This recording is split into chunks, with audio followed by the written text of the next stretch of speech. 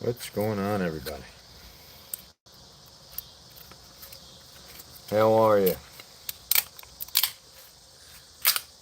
Oh, that's satisfying. Look at this. Watch this.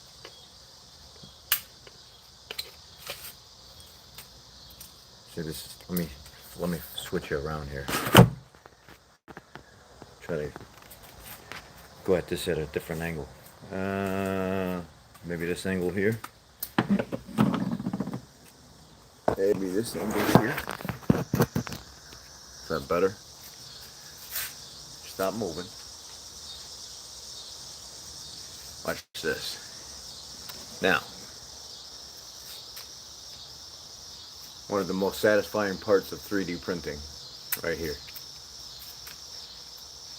Breaking the supports away from the actual piece that you built. This is ASA with carbon fiber. Look how clean it is.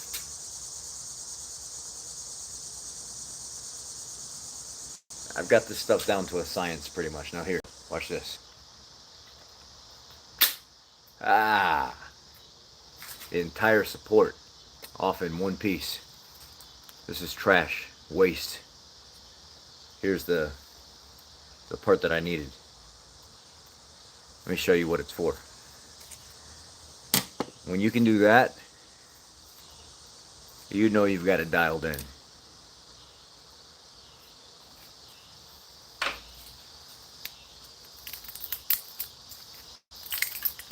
This comes out in one piece, and it doesn't even break apart.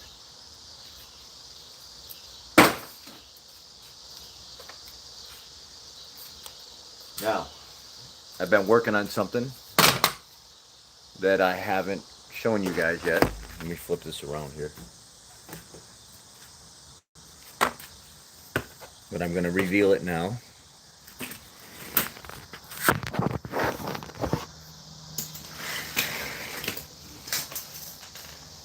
I've been trying to keep myself busy with the passing of my father and stuff like that, trying to keep it positive for the most part. Good evening, everybody. What's up? Now, if you haven't seen, this is the new setup. Got the printers over here. I moved my 80X, my 85X over here to the table and put it in a thermal booth. This is ASA carbon fiber. This stuff is very strong, very, very nice. And it can be expensive depending on if you don't know how to shop for it.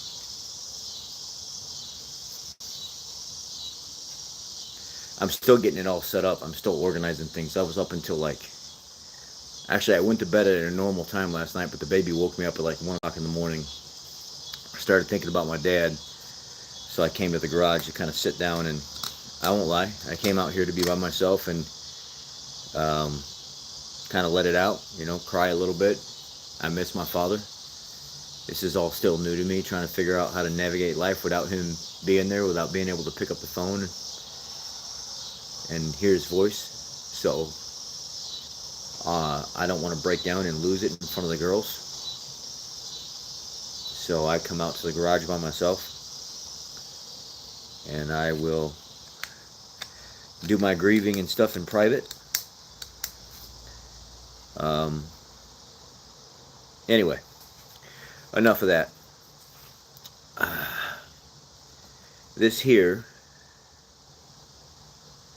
is a top to a funnel system I created. I told you guys I wanted to create a funnel for Fords, Chevys, things like that snaps in and twists in and locks in. But I wanted it to be different than what's out there. I didn't want it to be the same as everything else that we have. Your standard tapered funnel design. I just didn't want that. I wanted something different, so I created my own design. A breathable design with a strainer in the bottom already. The strainer is already built into it. I made it extra wide gap, so if you drop something in there, it'll still catch it, but it still flows really good. It's got a vent tube from the bottom all the way to the top, built into the side of the can, so when it needs to burp and let air out of the crankcase, it doesn't come up and meet a bunch of oil and then stall out and then burp through the oil and blit, blit, and slow down. It actually has its own port to breathe through the entire side of the can. And then, if I put a little hanger so you can hang it on the side of your toolbox, you can hang it off the side of your oil container, your drain can at work. But say you need something bigger, you need a wider mouth. This alone ain't gonna cut it. I made this here. This actually will. This is an adapter that will go in the top of it, and this will straddle your vent tube. See the vent tube right here on the side? This will straddle it. And I also built a hood that goes over it, so when you're dumping oil in here, it hits it and goes in, but it never goes in that tube because now it's being protected. It's got a little hood over it so it can still continue to breathe and not bog down and just free flow. So what this would look like is this here. This is what you'd see on a lot of Fords, a lot of Chevys, a lot of Mazdas, some imports. You get this little tongue and this fat tongue, this index design. This will then, it'll go in. I've got it to where it fits tight purposely. It'll go in like so. You don't even have to twist it. You could just leave it like that and it's in. This ain't going nowhere. Or you can actually twist it and lock it in. And now that sucker's really locked in there. It ain't going anywhere. So here, untwist.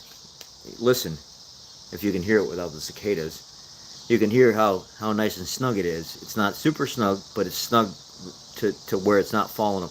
Listen. You see how it closes the gap right here?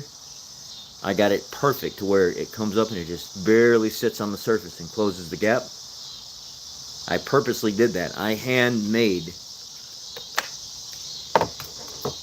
this angle and this channel here on both sides. I made this one just a little bit different than the one on this side. And the reason for that is I made about 15 of these designs, just this part right here, and I kept trying different ones over and over and over and over and over and over again, trying to keep my mind off my father. And I was like, I'll stay out here until 5 o'clock in the morning. I don't care. I'll stay out here all night into the next day until I get this right. I want this dialed in. I don't even want to second guess this going out to somebody and it not being exactly what I say it is. So I realized that this side I had locked in pretty nice. But this side over here, if I mimicked this side, it didn't pull down. It would pull this side down right. But this side right here wouldn't pull down all the way and sit nice and true. So what I had to do is I had to pitch the angle from being straight to up more. And once I did that, and I gave it a little fatter lip to ramp up on, it followed up and it sucked that side down. And now it fits perfectly. Just that alone right there, just that. And then twist. It sucks right up to that lip. You want a wider mouth? If that's not wide enough, there you go.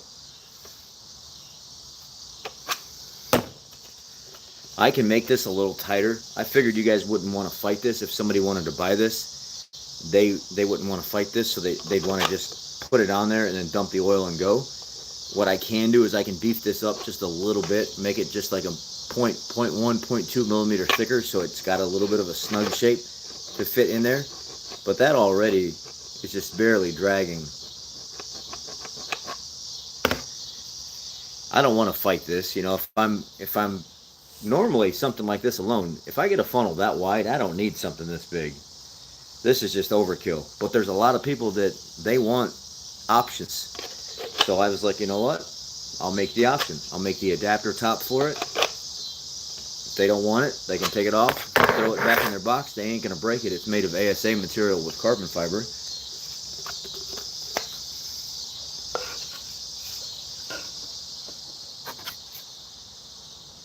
How does this sit in the filter? This is not for the filter. This is for filling oil in your vehicle. Make sure you don't spill all over the place. this actually fits directly in a lot of the Fords. Let's go out here to the truck real quick and I'll show you.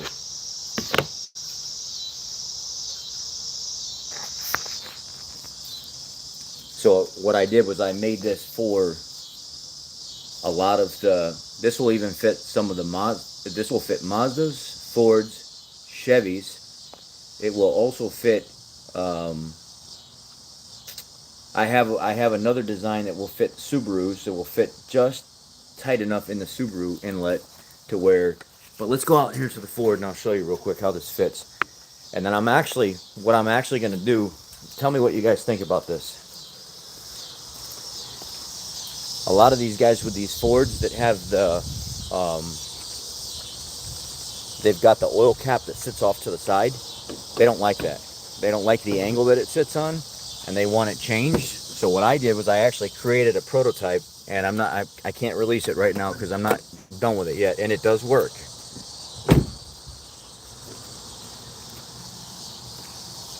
But it relocates your factory Ford oil cap inlet, and it actually puts it at the right position, so you're not filling oil on an angle. You're filling oil from a straight up and down position. So what I did was I recreated that thread pitch, or that inlet, and then I recreated the spot where the cap goes on the other side, and I turned it out at like a 60-degree angle, so now it sits straight up and down.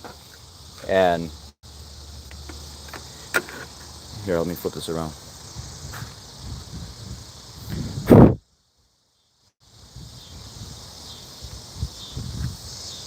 So here you see how the Ford sits on the side like this. A lot of people don't like the way this sits on an angle. They want it to sit straight up and down like this, not like this. With that being said, I've made the adapter that actually goes in here that relocates this cap to the upright position, so you don't have to worry about doing this on an angle anymore. It's actually straight up and down.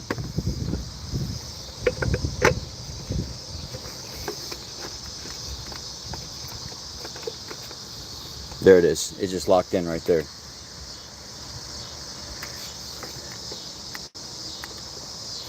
But it's this box and stuff that's pushing it away. That's why I'm saying that what I could do is I could actually sell this, the funnel type, and the relocation thing. So when you lock this funnel in, that's locked in right there. That's actually perfect. Oh, did not go in all the way? Come on now.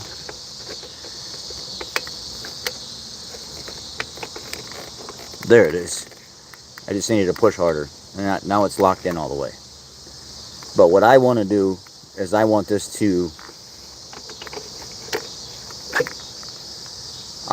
sit like this, straight up and down. So I made the piece that actually goes in there that relocates this. So when you go to put your cap back on, instead of putting the cap like this, you're now putting the cap like this.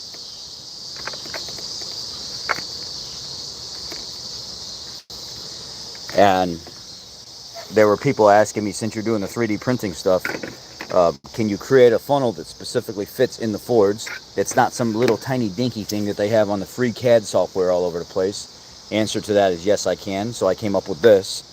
It actually fits quite a bit of oil compared to those little tiny things that you find on like Maker World and everything else that's free, that's not worth a damn. So I created this. This fits in there perfectly. Chevys, Mazdas, Fords,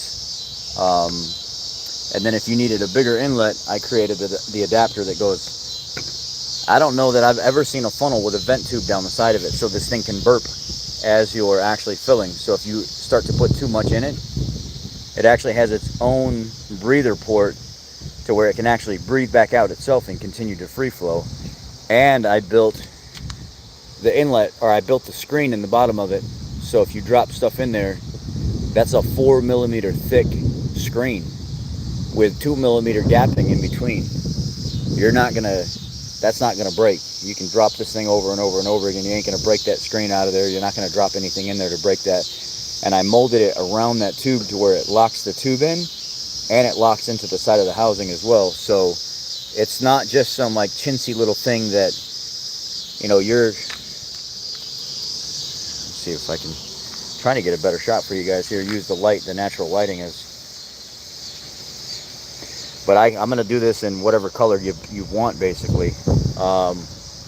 Some of you are also asking about these super starters, because these are not jump packs. They can be used as a jump pack like one time, but these are battery. These are starting aids for the truck, and this is a 700 amp one.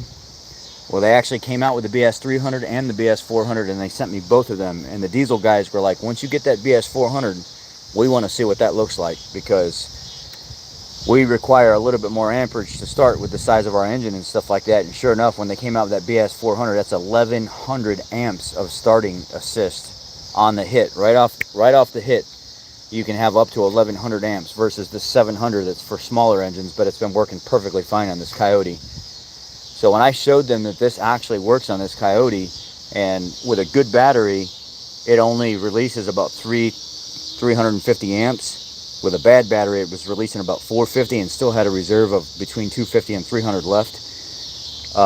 And it recharges within like 2 or 3 minutes of driving completely, because it's a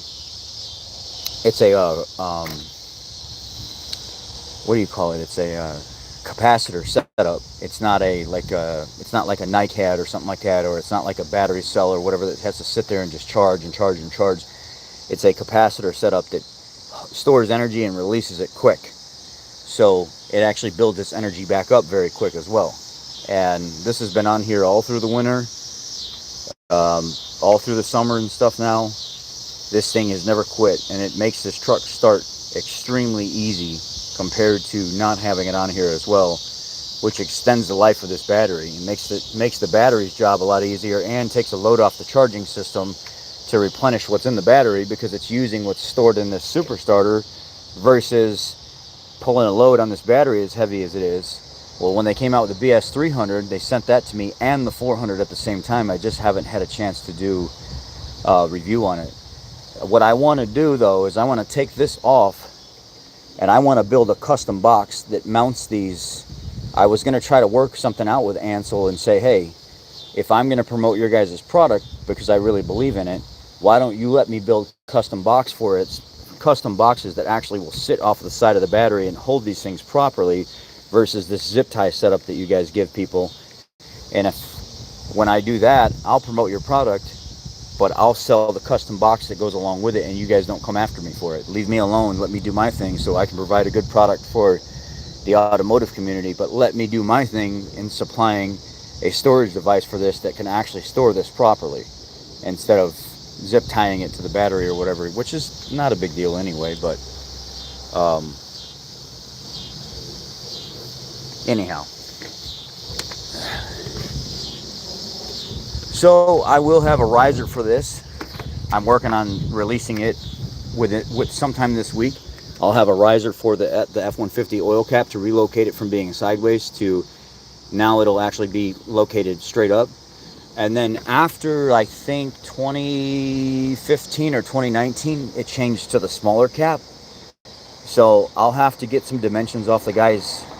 I'll probably have to actually order a valve cover off of like Parts Geek or something like that, so I can model that cap that goes on there. Or maybe I'll just actually get a cap instead of a whole valve cover, and I'll model that, because the newer F-150s have a smaller cap that sits on the side, and those guys were also expressing interest in actually getting a little riser that actually locates it straight up instead of out to the side, because it's annoying having to dump oil on an angle like that.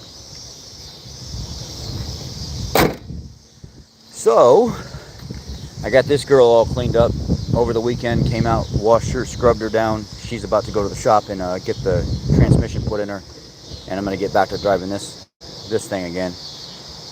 Should be real soon. I can taste it. I just can't stand letting it sit here much longer. I came out, scrubbed it all down, and got the torque converter pulled back out again. Got all the junk and stuff, the other transmission parts that I don't need anymore, got rid of all them, and then started trying to...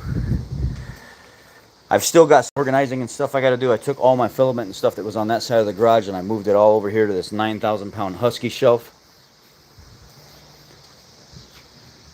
I put like bulk supply stuff up there, PLA filament right here, PETG and ASA, ABS material all down there behind it, stored. Went through the machines, completely rebuilt this machine here.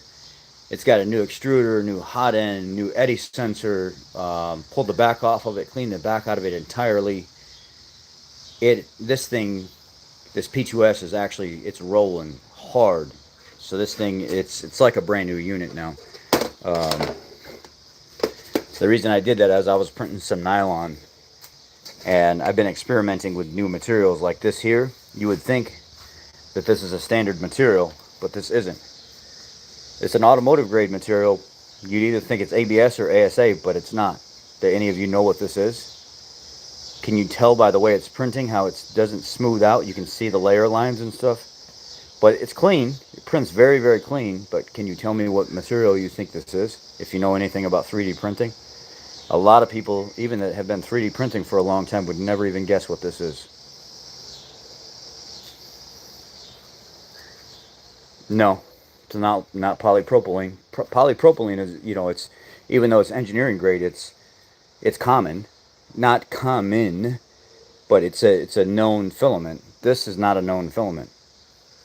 I never hear anybody talk about this. Very rarely do I hear a 3D guy, even somebody that's been doing this for years and years and years, talk about this material.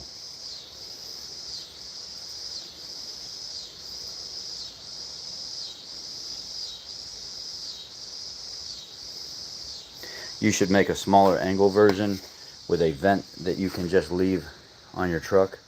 What do you mean by that?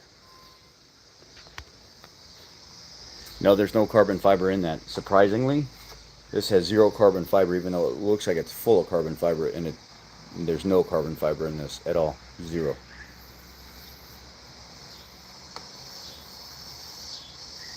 Nope, it's not polycarbonate either. I mean, there may be a blend of something like that in it, but that's not what it's called.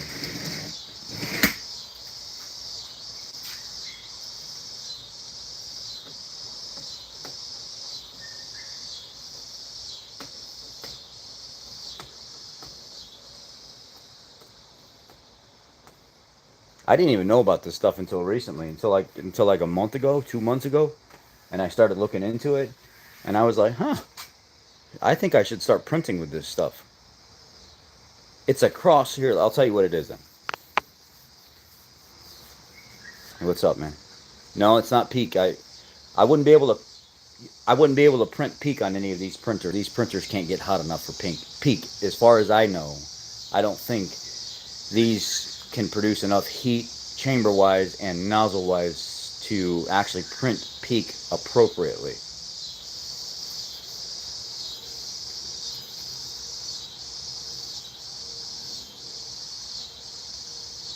Like just an extension with a vent, with a wider mouth and a cap that goes right on the valve cover.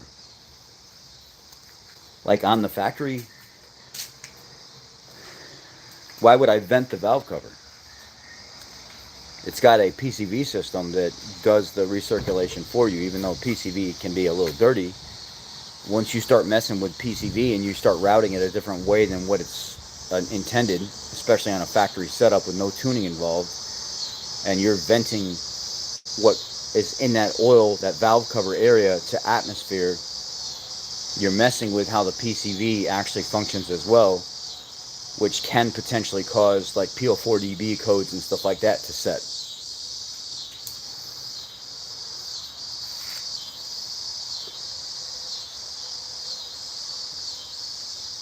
What you would do is, the funnel is just to be used to put oil in it, and that's it. The funnel's not to go on the truck and stay on the truck.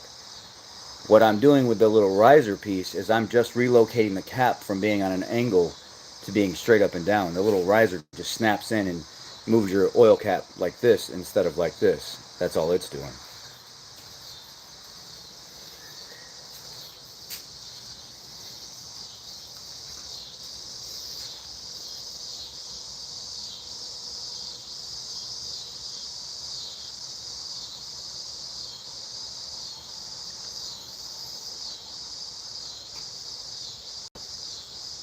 Replace the oil cap? I wouldn't want to replace the oil cap. Again, you mean vent the oil cap to atmosphere?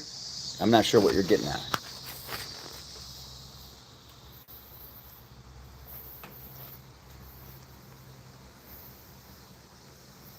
stab a hole in the PCV breather box. The PCV breather box is the valve cover.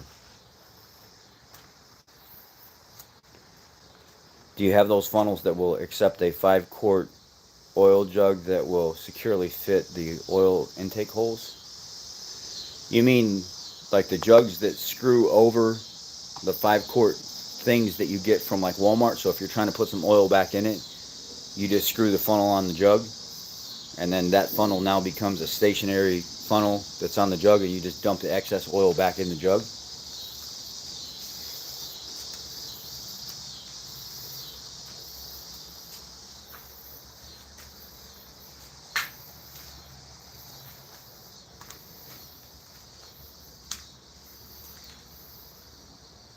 They make oil fill neck extensions. Okay, so when I started looking into this, I did a basic Google search. Now, I'm not going to tell you that I went searching for hours to see if there was oil extensions for an F-150, because I didn't. I just did a generic search, and I didn't see a bunch of extensions out there. The whole point about me making the extension is the fact that I'm the one making it. I'm the one that's going to design it the way I see fit. You guys would be purchasing from me. You're supporting your boy in his endeavors on growing and flowing a business. Just because they already make something doesn't mean that you should go out there and support somebody else versus supporting me. If I can make the product and make it good, if not better than them, why would you not support me? Unless you just don't like me, or you're being spiteful or something like that, and that's just the way you are. There's also other vehicles out there that are being made by other manufacturers, but other manufacturers are still making vehicles. That, you get what I'm saying? Like, just because they make them already there's no point in this conversation even bringing that up. They make a lot of things that I'm probably going to make. Either I'm going to make it better, or I'm going to flop and it's going to be worse, and I'm just not going to sell it because I wasn't good at it. What I'm saying is there's a lot of people with that mindset. I'm not cutting at you by any means. I'm just bringing a point to what you said, because there is a point to what you said. That is commonly said to me on this channel, where somebody says, oh, they already make that out there. Yeah, but they don't make it like I do. At work today, I have a funnel that I made for transmissions, and it's long. I would say it's from the top of this garbage can, it's about this long. I'd say probably 14 to 16 inches long. And what I did was, there's some transmission dipsticks, there's some transmissions you don't have access to getting to them very easy and putting fluid in there. Or like on the F-150s, when we do the dipstick add-on from the aftermarket world, and we screw in the add-on braided line and we mount it up to the firewall, the only way for us to actually put oil back in that thing is to either put those PTFE tubes, or those like Four Uncles fluid evacuators, or Mighty Vac fluid evacuators, shove it down that tube, suck as much oil out as we can, put that same amount of oil back in, and just do a general service interval. Well, when you go to put that oil back in, either you got to use a fluid extractor and to reverse the process and put it back in, or you got to have some type of funnel. Well, they don't make very many funnels that fit those itty bitty tubes. Now they have old school ones, like on that on the Suburban down there, that has the the big inlet 3/8 whatever lines going down to the transmission. But on these add-on transmission dipsticks and some of these import job dipsticks, they're itty bitty. They don't make a funnel that goes down that small to really go in there, that's strong enough that can actually support itself while you're pouring in fluid. So I made one out of PET G carbon fiber and regular PET G, and that stuff prints like glass. And the dude at work that comes in there, he's been following my 3D printing stuff, and he was like, man, for you to only be doing this for 4 months, and in 4 months you've already got a product that's patent pending, you're already making funnels, and you're making isopod feeders for the neighbor that sells bugs, and people are buying my isopod feeders on the side now, and I'm making like leaf designs and polygon designs and stuff like that. He's like, you are in everything. You're making stuff for people's home. You're making shelves. You're making decor and stuff for people's houses. Your candle holders, automotive supplies. I've got a box of valves over here that go for like industrial stuff for pools. I've got different size valves made out of ASA, UV protected, that are beefed up, that replace a lot of those shutoff valves on your pool that are more comfortable to fit in your hand. I've got small ones, large ones, medium ones of all kind of different colors and stuff like that that replace the factory valves or the handles on them, so you don't have to buy the whole entire piece, which is like 20, 30 bucks. So I've had a bunch of people order those from me already. This guy's, in 4 months you're doing all this and you've already picked up all on. Maybe you should just quit being a mechanic and actually go doing this full time, because this is where my brain is at right now, because I love seeing stuff and making it work. I love putting it on the computer, putting it on paper, and then making it come alive. Now, if I can make it come alive and it happens in front of my face and I can use it and see the benefit in it, then the world can see the benefit in it. But if I put it in my hands, as hard as I am on people and on things in general, if I put it in my hands after I make it and I'm like, I don't know, man, this is, I'm not going to sell something like that. I'm not feeling good about that.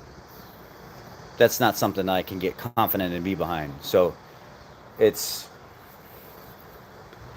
and I'm silly with stuff too, man. SolidWorks, I don't use SolidWorks. I use Shaper 3D. Shaper 3D for me so far has taught me the best. Maybe I can go to SolidWorks, but Shaper 3D on the computer so far I'm pretty comfortable with. I was told if you can get on like an iPad 13 whatever Pro, that you can build entire electronic units and stuff right on that iPad, and you don't even need to be on a laptop. It's actually more designed to be used on an iPad and flow from an iPad and print stuff off of your iPad, versus a laptop. But it actually works on a laptop as well. I've seen dudes build motorcycles on Shaper 3D. I've seen them like take Roombas and completely break them down and redesign them. And on Shaper 3D, Shaper 3D so far has taught me more than any of them have, but that's just because I grasped it easier than I did other ones. So I'm looking to expand a little bit in the future, just not yet.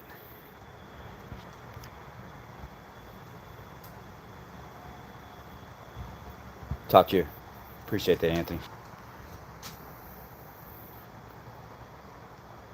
Parking brake, so its last click is just so it won't roll down the hill.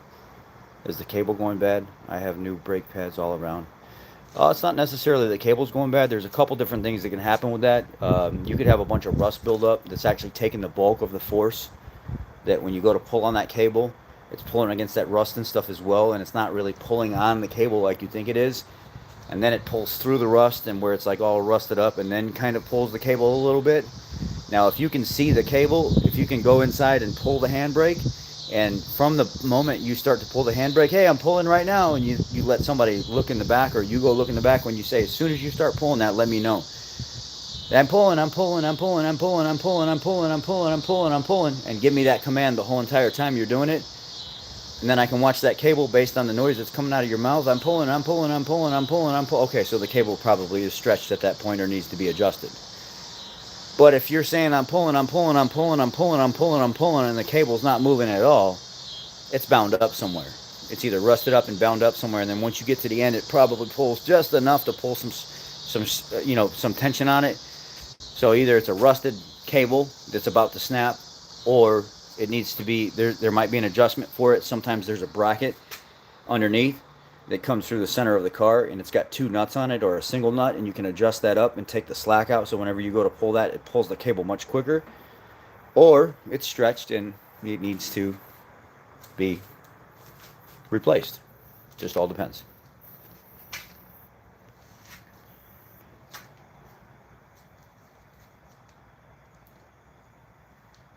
Now there's a benefit to the Temu stuff though. So yes and no, Josie, I get what you're saying. I'd rather pay $40 for something I can use 4 times than $10 on Temu for something I can use once. Today, today's day and age, it's rough, man. We live in a society right now where everybody's struggling. People are trying to scrape by. We thought the economy was going to be a lot better than what it is, and it's just unfortunately it's not. We're dealing with a lot right now. Are things looking better lately? I don't know. It's hard to say anything positive, especially with the personal things that I'm going through in my life.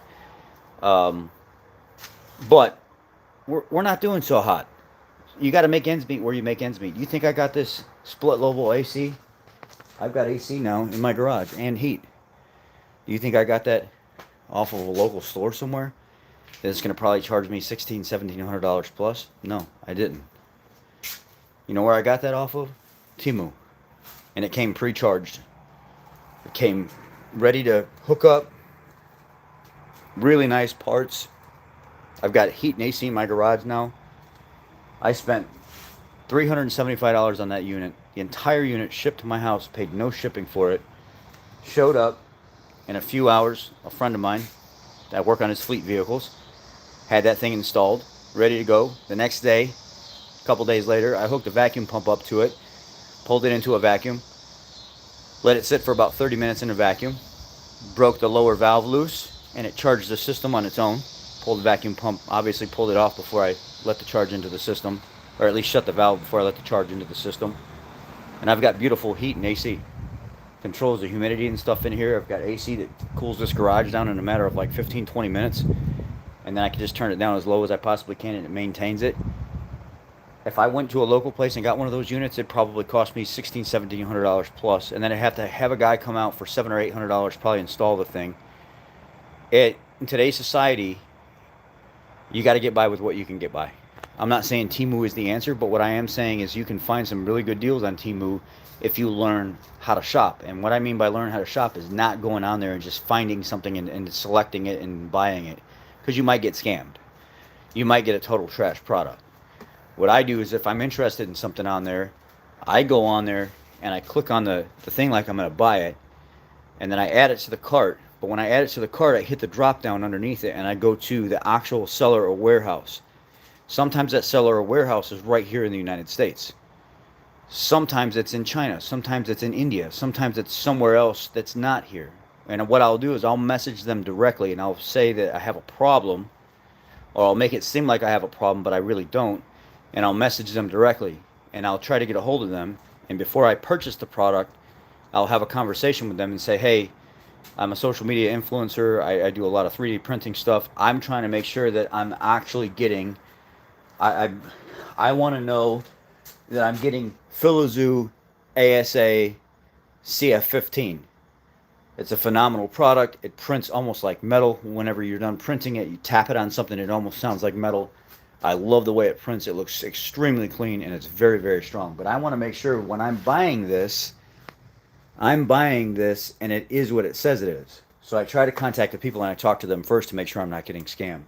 And they typically reply back with, "Oh no, yeah, we're a legitimate warehouse. We supply Temu, or to me, Temu we have a spot with them that we supply them with our filament. What you're ordering is actually from us." And then I'm like, okay. So I talked to somebody. I made face with them. I figured out what I'm buying. It's legit. It's not some knockoff crap. And then if I'm still not feeling good about it, I'll contact Temu directly and say, hey, I've contacted Philizoo. I didn't get a great vibe with these guys talking to them. Is this a legit product from their company directly? And if they come back and they say the same thing, then I'll buy the product. Let's just put it this way. Airy One is a very, very large filament distributor. ERYONE. I love their filament. It has not let me down one single time. They're mainstream. They produce a lot for a lot of people. I can order directly from them, and I can get this carbon fiber PETG. Normally this stuff is like $17 to like $22 a box, depending on where you get it. $17 to $25 a box.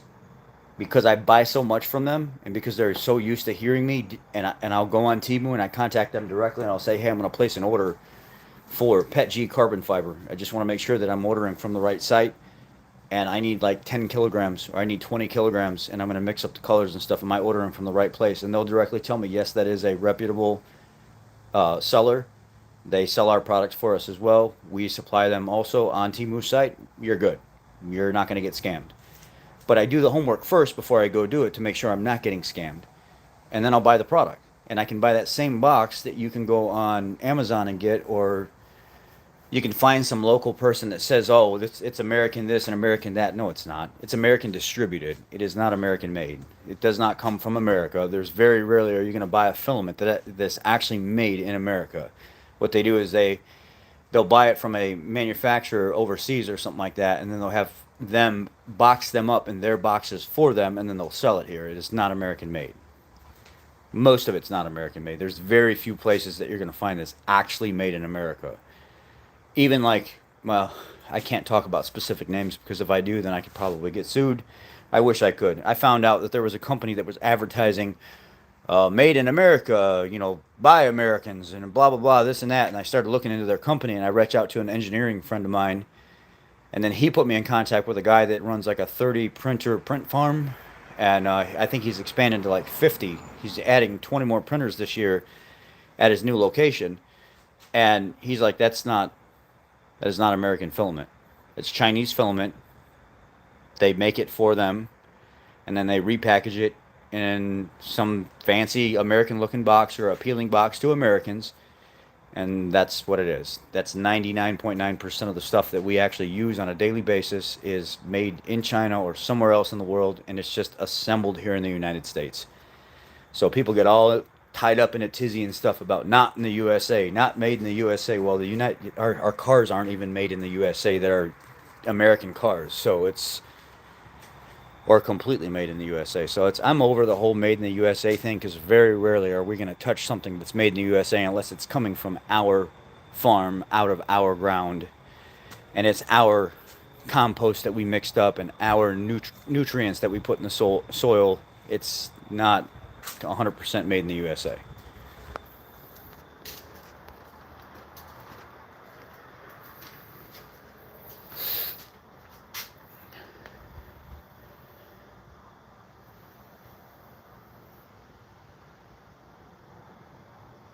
Stainless works headers, yeah. I mean, I'm definitely still a fan.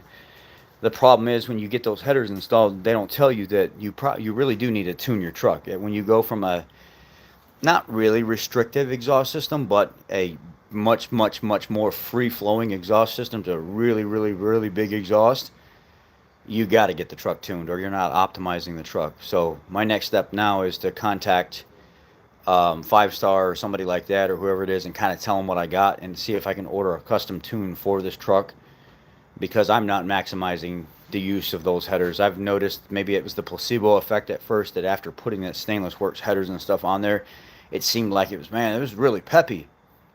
It was a placebo effect. I'm not maximizing the use of those headers at all. I really need to have that truck tuned in order to use them appropriately, and probably need to put some type of intake on so it's actually flowing a little better in and a little better out. It's one of those things that you do it, you feel good about it, and then you're like, dang, I should have done like I should have went all the way through and just did it all to make it all work like it's supposed to.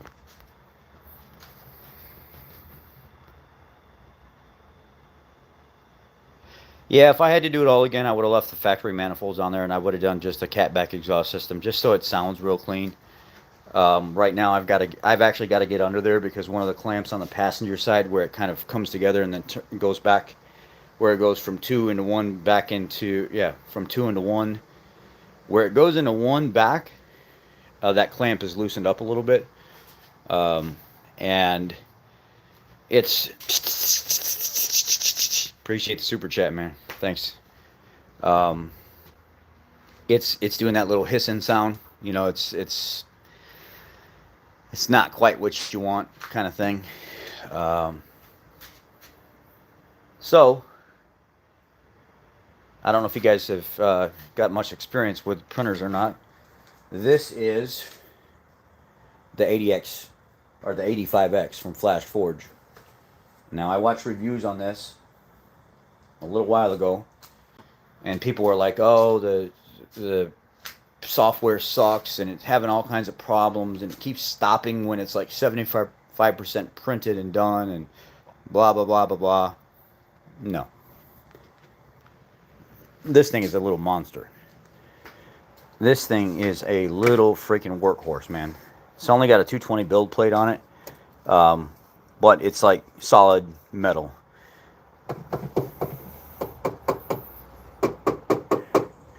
Right out of the package. It literally takes 10 minutes to set this thing up. You do like absolutely nothing almost. You snap the spools, the spool holders, you snap them in. You take your AMS system and put it up here. Clip it in after you bolt the bracket down. You run this over, put it in, put a little screw down, it holds that there. Put your power cord on, plug everything in, fire it up, let it load.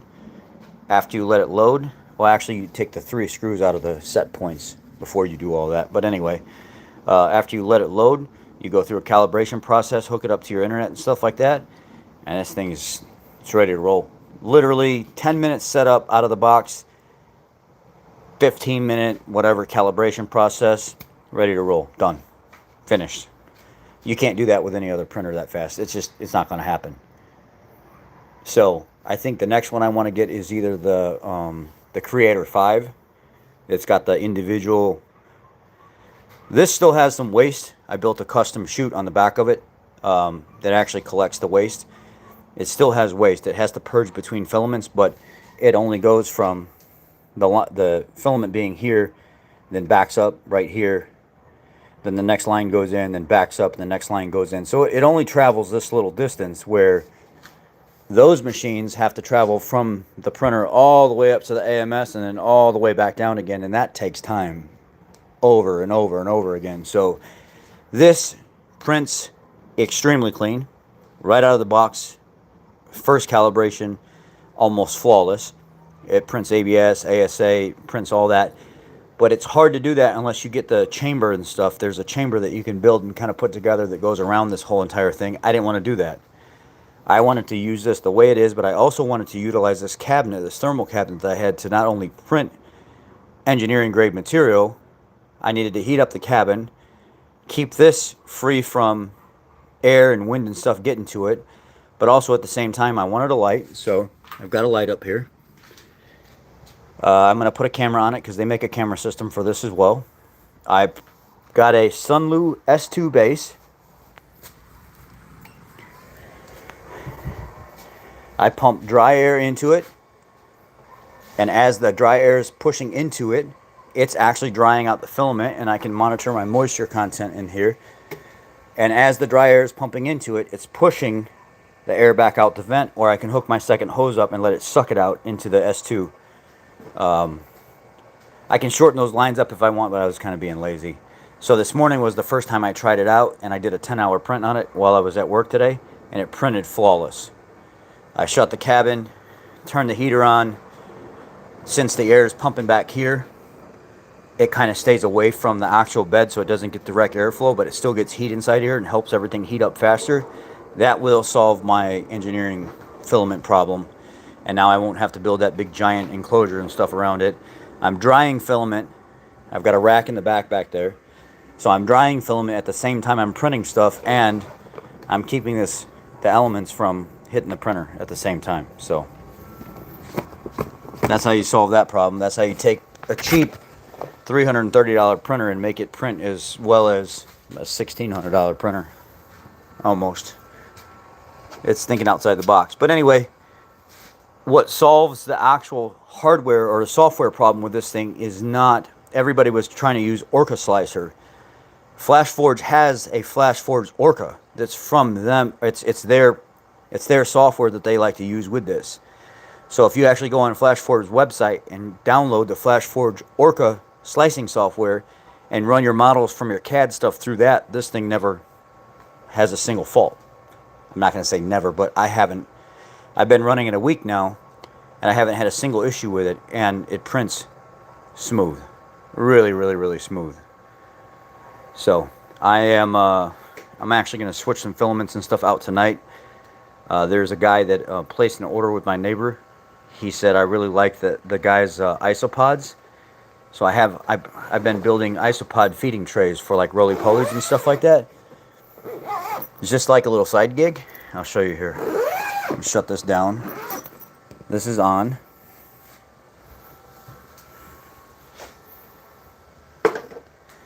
I want to get at least 1 or 2 of these printed or fired up tonight. What did somebody say here?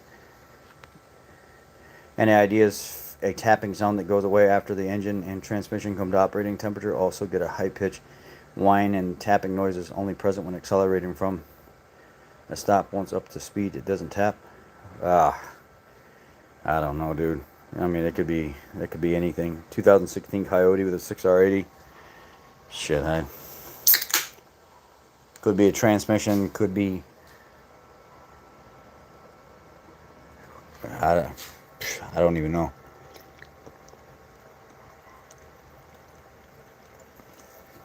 Once up to speed. No, maybe not transmission. Well, if it's hot, does it? I don't know. My brain is gonna hurt if I sit here and try to figure it out.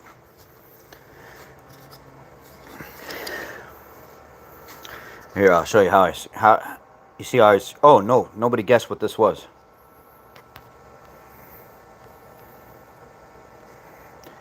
Is this the case for temp control? Yes. Do water pumps normally leak on 13 F-150s if they're going bad? I have a bad clatter. Well, not necessarily. I've seen them go bad and not leak. So, pull the belt off and check it out. It's the best way to do it. It's easy. It's fast. Nobody guessed what material this was. So, does anybody... Tapping noise isn't too helpful? What do you mean by that? I'm not sure what you're talking about.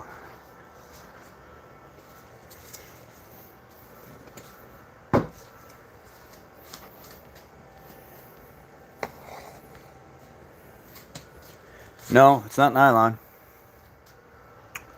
Nobody's even come close to guessing it so far. It's a different filament. It's not your standard filament that you'd be used to.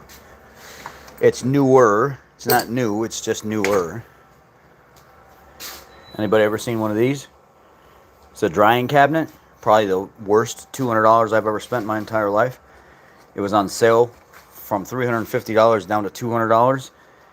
And it says right here, if I want to print or if I want to dry out ABS and ASA, do it at 140 degrees from 6 to 12 hours.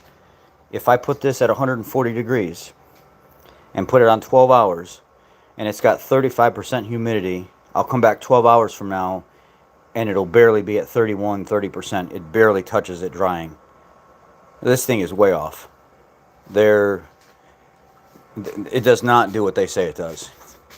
In order to get any kind of real results out of this thing, this is what you got to do. Manual mode. See, it's at 14% humidity right now. More manageable. You can print at that. Pretty much any filament, it'll print fine at 14%. Hit the temperature button.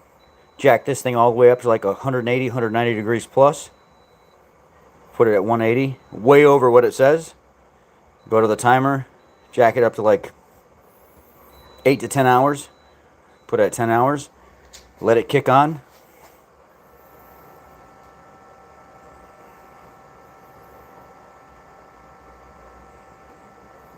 Now that it's kicked on, it'll get it up to that temperature and it'll start drying.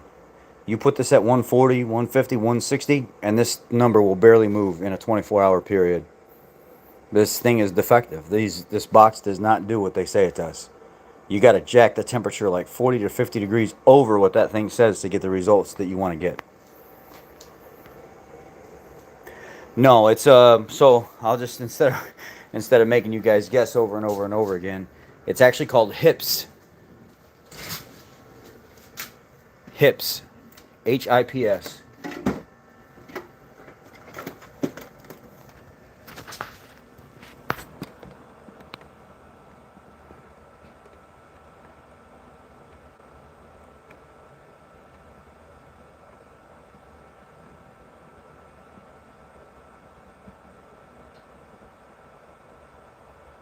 It looks backwards, but it's called HIPS. It is a cross, or it's a blend between... It's the middleman between ABS and ASA. So it doesn't have the ASA UV protection, but it's as strong as ASA is. Stronger and prints better than ABS does. Doesn't have the VOCs that ABS puts off. and is a more manageable product to be printing in enclosed spaces. So, it's definitely the better choice of the engineering filaments. The problem is it prints well and it's very strong. You're not going to be able to take like acetone type baths and treatments and stuff and do that glassing effect that they do with ASA and ABS. It won't work as good with hips. If you Google it, it says it does, but that's a lie, because I actually took a print and I stuck it in an acetone vapor chamber and I left it in there for like 2 to 3 hours. Did not even touch the surface of the hips. But if I take a print of ABS, the same print, within like 30-45 minutes, that thing's almost a light film of glossiness. It starts melting the top layer lines where you can see the lines, and it melts it out like glass. Pull it out, let it sit in the air, and it finishes like glass as well, and it looks beautiful. It's just the most amazing looking thing. But that hips, that Google and online claims that you can do that, I took that same hips print, put it in there for like 2-3 hours, whatever it is, didn't change the look of it at all.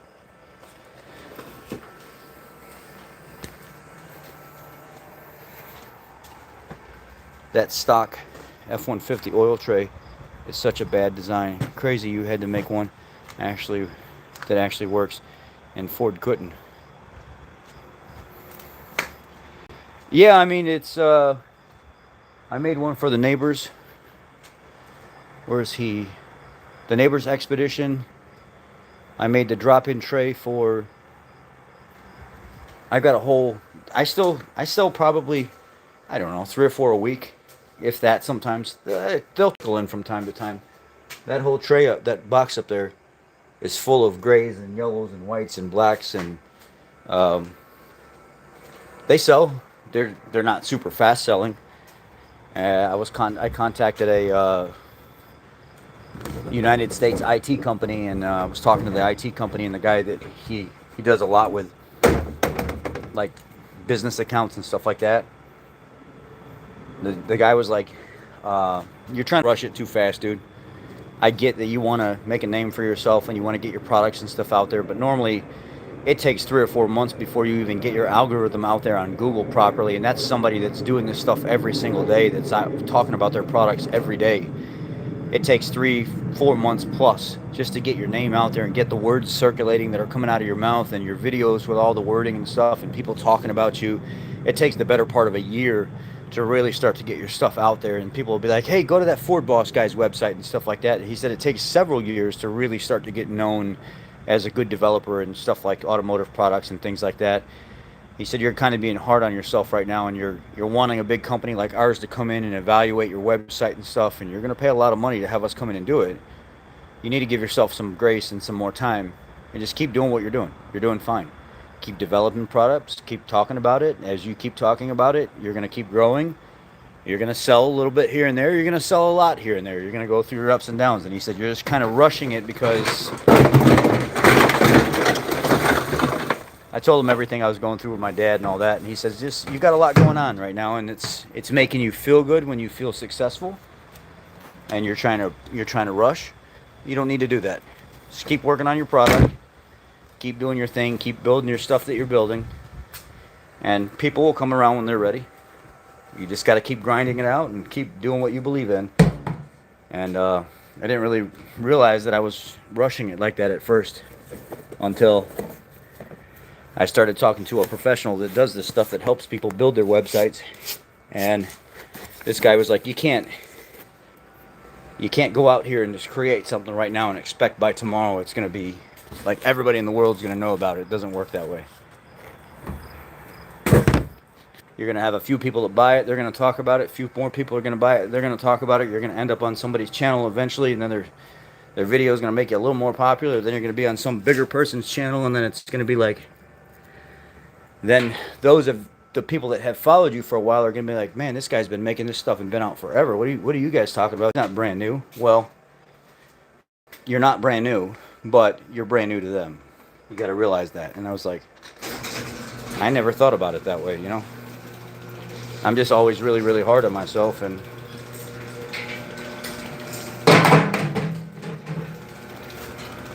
anyhow, what I need to do is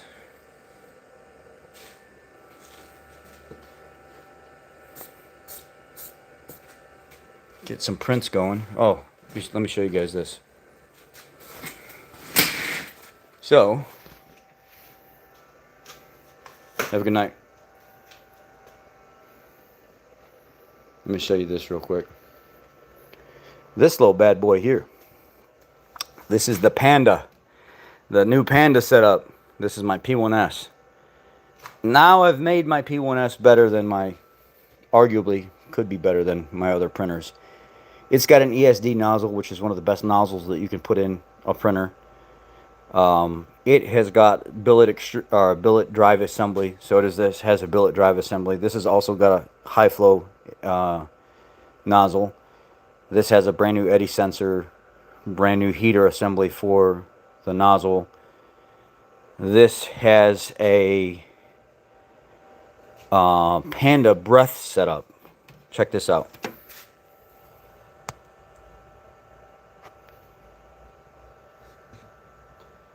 This device has a centering point on the bottom that it lines up with, and then it bolts into the side right here.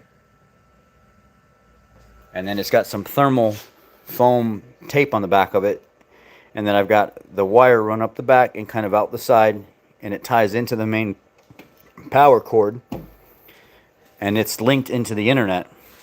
It's got a HEPA filter in it. It's a heater, and it purifies the air. It heats the chamber, and it gets rid of what else? Dry filament. It has an option that you can stack filament in there, and it will circulate air around inside the cabin, and it will actually dry filament. That was $100 for that entire unit, and it's heavy. And it's linked in through the internet. It's all linked into the P1S through. It's handshaked with like the serial number or whatever it's called on here. I set up the thresholds and stuff for it, so if I'm printing anything above PETG, this thing automatically kicks on and regulates itself to help me keep the cabin temperature at a certain temperature, so that stuff is printing correctly.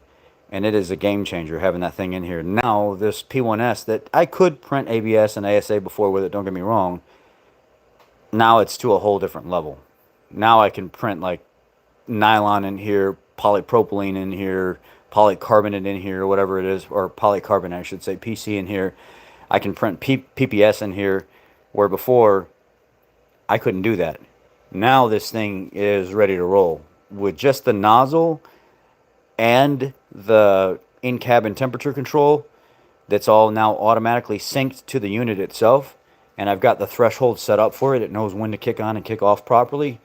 This thing could probably print better than these printers, just because of that. Just because the cabin's smaller than this one. That one does have a heated chamber, but now so does this. This one actually heats a lot faster than that one because of how big and aggressive that unit is compared to the one that's in here. This one does good, don't get me wrong. This H2S is good. This is really good. So I just took this $550 P1S and made it perform like a $1,500 to $1,600 H2S.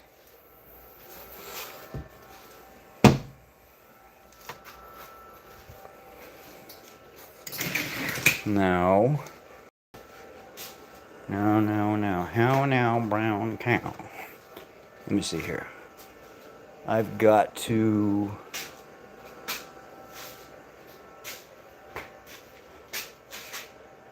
What am I doing? I'm losing my shit. I gotta get an extension cord, and I gotta get some prints started, and then I'm taking my ass to bed because I am grumpy. I'm trying to hide it, but I am grumpy, and I do not feel good. I've been up since 1 o'clock this morning, came to the garage and started crying like a damn baby because of my pops, and I've just been in a kind of a rough mood all day, thinking about my dad, and it's really wore on me. I think now that it's all over, now that, you know, the flesh has basically departed,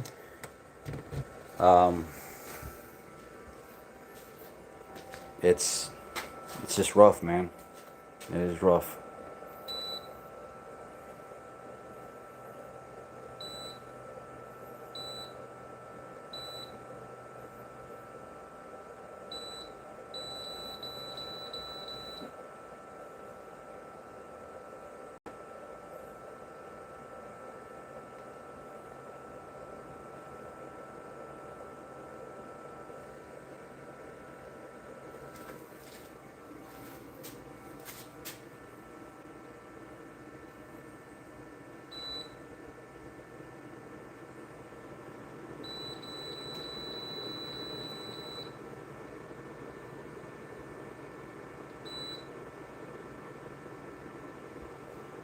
Turn the split unit on.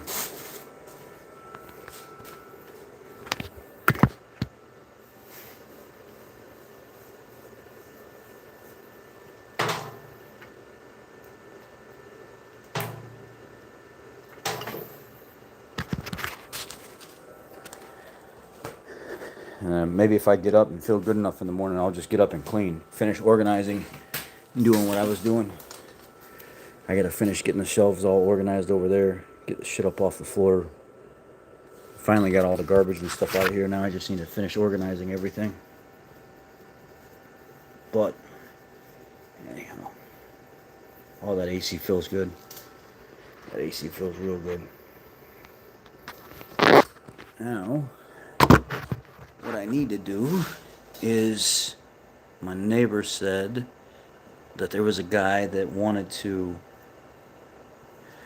purchase some of the isopod feeders, and he wanted a couple multicolored prints. The problem is, if I'm going to do multicolored prints, silk is not the way to go if you're going to do like animal feeders.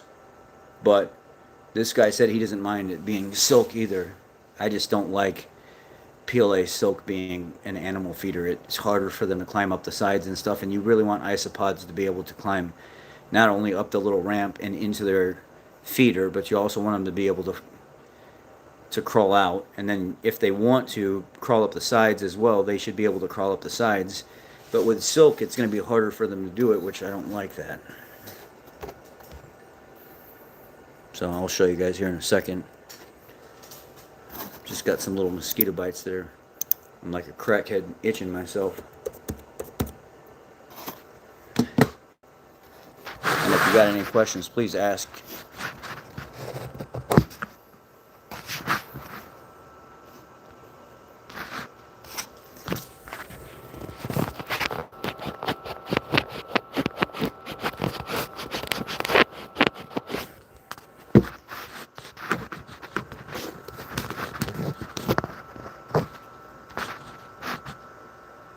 I'm going to start getting stuff set up.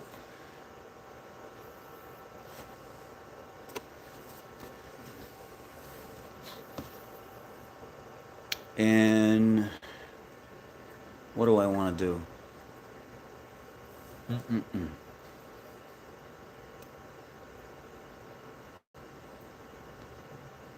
I can do...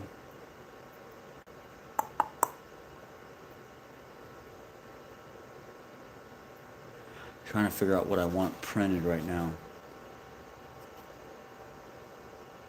I did have an order come in from Anthony today, and one of the orders came in when Bearded Ford Tech. He did a review on the oil filter pre-filler, and that worked out pretty well.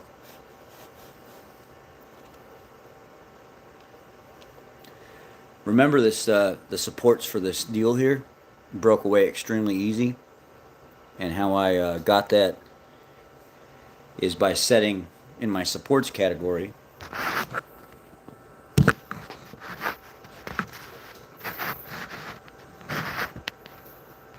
I don't know if you guys, I don't know how much you guys are actually into this or not, but this is what Bamboo Studio looks like, but also so does Orca Slicer looks like this as well. Flash Forge Orca also looks like this. They're all pretty much similar. But if you go to the support category here, and then you click on normal, actually let me go ahead and put my print. Let me go ahead and go to File, New Project. Do I want to save it? No. Go up here. New funnel with vent tube. The 3MF is not from Bamboo Lab. Load geometry data and color. Okay. The file contains several objects. Should the file be loaded as a single object with multiple parts? No. Okay, it's popped up now. There's my file. What's up, and it's funny. And then what I do is I double click this to make these individual pieces now instead of being boxed around as one. And I will let this auto pick. See how this flips upside down? Now, if I was to take this in this position and I let it auto pick the position that it wants to print in this position right here. Let's just slice this in the position that it's in and see what it says. See how long it takes.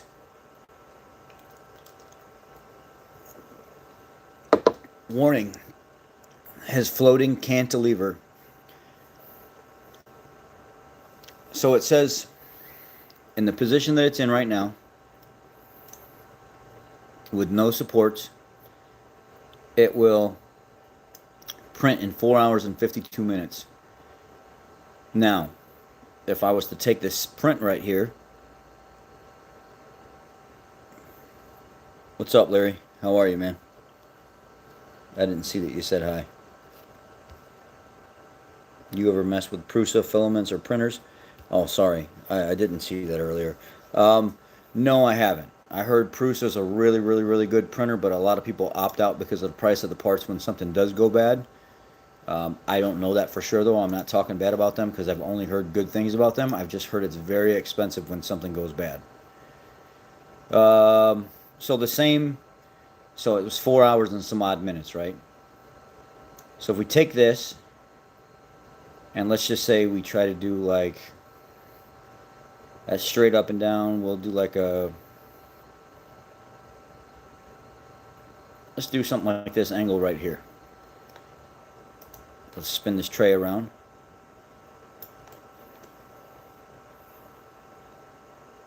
Let's try this angle right here and let's see what happens. Slice the plate. It says floating regions, reorient the object. It went up to 5 hours and 27 minutes. Okay. With that being said, let's put it back the way it wants to go. We know we're going to need supports. It's already given us warning messages saying something ain't going to print right if you try to print it like this. So let's let it auto-generate its position. It wants to be up and down like this. Now let's go to the support category here. Let's hit enable support, and then we're going to get rid of this tree support right here, and we're going to go with normal auto, and then go to leave it at default, and then top Z distance is 0.2. I'm leaving that alone. Bottom Z distance 0.2. Leave it alone. Top interface spacing layers 2. Okay. One thing that I do like adding or changing sometimes is, where is it at? Top interface layers. It says 2 layers. Leave that where it's at. I seen on Google, I said, what is the optimized settings for ASA material or ABS in a position where I'm printing like this funnel assembly? And it actually said to move the top pattern to 10 layers. Top interface layers to 10 layers. So I tried that, and it almost fused the last 10 layers before it made contact with the actual part to support it. And it was so fused together that when it finally made its last pass, it actually fused it into the housing of the design. So you don't want to do that. Just leave it at 2 layers. Leave it alone. Leave the default settings alone for the most part. You don't need to touch them. They are where they need to be. Can you make them better? Yes, you can. But for the most part, the default settings work great with this here. Now, with that being said, I've got default turned on over here. And if you can see the cursor on the left, the default settings is turned on. And if I go up here and I slice this on the right over here, can't really see too much. On the right over here, if I hit slice, or if I just hit, actually I can hit preview. Right here, there's a button that says preview. Preview. With the supports turned on, because we know we're going to need them. Now let's see what it says.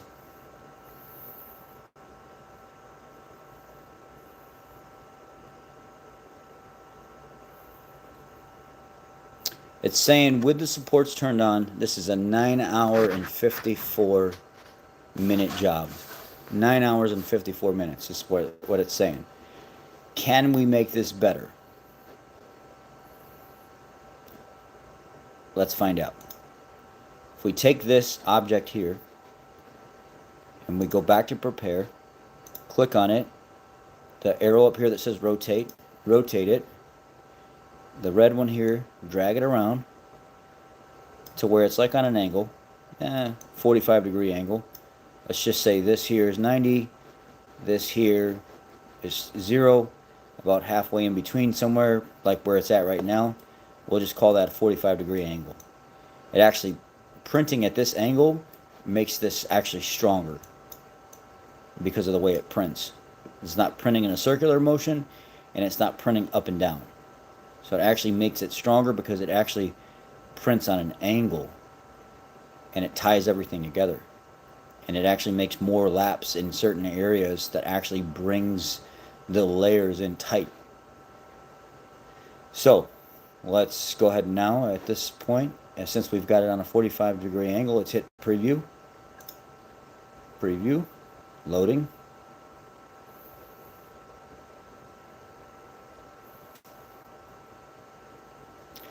It went from 9 hours and 54 minutes, I think it said, down to 7 hours and 14 minutes right now. Why did that happen? Because the way we had it before, we were putting supports around the entire base of this thing, all up through the middle of this thing, all up the side of the can, and it was, now all we're doing is we're supporting a very small section.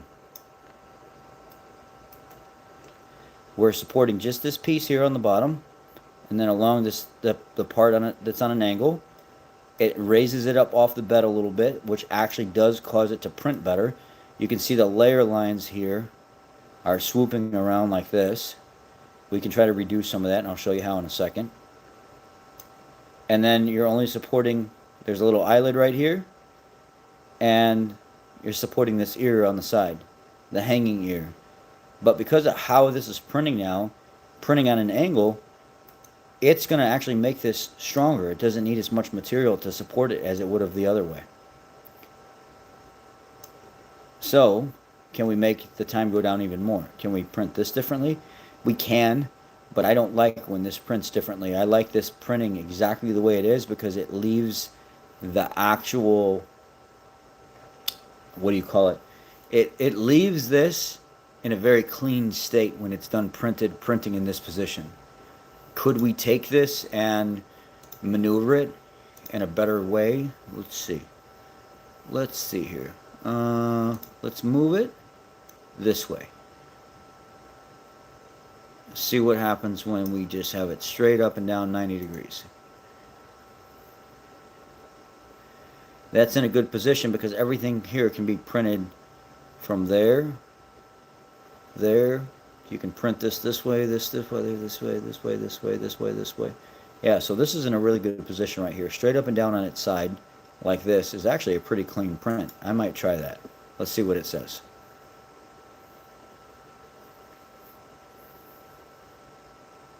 About the same time, 7 hours and 42 minutes. What I've noticed, though, is it's not adding as much filament on the inside now to support it. It's added a lot less filament there. It's only added a little bit right here, but it is making contact with the outside surface, which is going to be visible. So if it leaves surface imperfections, that ain't going to be good for the person that orders this part. Huh. So if we go back the other way, let's go back to prepare, click on it again. Let's see how much time. Actually, let's do this. Come on, stop it. Let's do this. Let's go here. Let's go here. Let's try this and see what happens. I try to keep them fairly close to each other so the nozzle doesn't have to travel as far when it's printing the two. Let's see what happens now. If it's moved on its side on a little bit of an angle like this.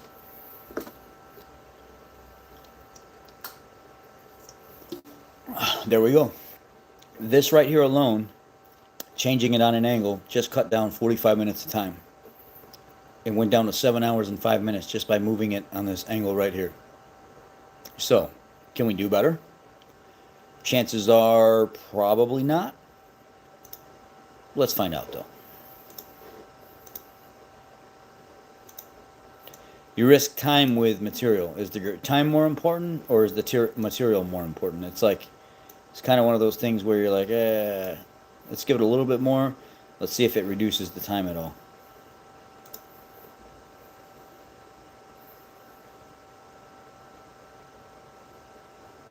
Yep. All right, there we go. We reduced it even more. We reduced the time another 20 minutes. It's down to 6 hours and 38 minutes now, giving it a little bit more of an angle because now it's printing less supports on the inside and more supports on the outside. So it's not printing supports on the inside and outside. Now it's at the right angle to where as it's printing and making its passes, it feels comfortable about not using supports in certain areas where it thought it needed it before. Now it doesn't, because you've maneuvered it to a specific angle to where it's tying it in. Just if you use tree supports, a lot of times you're right, it will cut down depending on what type of tree support. The reason I don't like using tree supports is tree supports typically, they fail easier. So when the H2S gets excited and it starts printing, sometimes it's spirited and I'm like, man, why is this thing printing this fast? And it's printing normal actually. It will start knocking little tree supports over, not at the base because the base will stick. It's just so aggressive when it starts making passes and stuff that as it's going zzz, zzz, zzz, zzz, around the tree supports, you'll see it'll actually yank one of them off. And then, yeah, there we go. If it's a critical one, it starts causing issues. But if you're doing these supports like this, it doesn't use a whole lot of material like people think. I mean, it does use some material, don't get me wrong. But it's not as bad as people think. And this is a lot more structurally sound and holds the part better. But let's do what you said. Let's go to a tree support. Let's just go to auto. And let's slice it, because we know we're in the best position right now. I missed. Jerk. 6 hours and 11 minutes. It cut down even more time. It went down to... It cut down another 27 minutes using tree supports. The problem I have with tree supports is reliability. Now, can I make it to where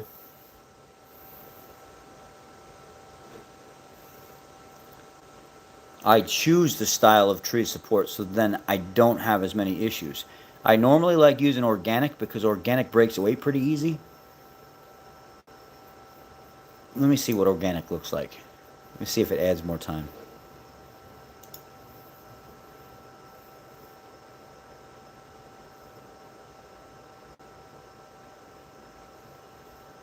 Stone. I do have something in mind. Yes, I do. Organic added 1 minute to the print time. Let's see if I go to hybrid.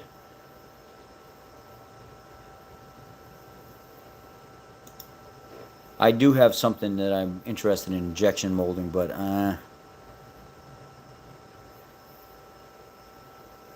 hybrid does actually grab the corners and stuff better. You can see less gapping, and like it actually does support the corners of where it's touching more, especially right in here. This is actually tighter than what the other way looked. It did add 6 minutes onto the time. Let's see if I go and change the tree to actual strong. I wondered what strong was like earlier.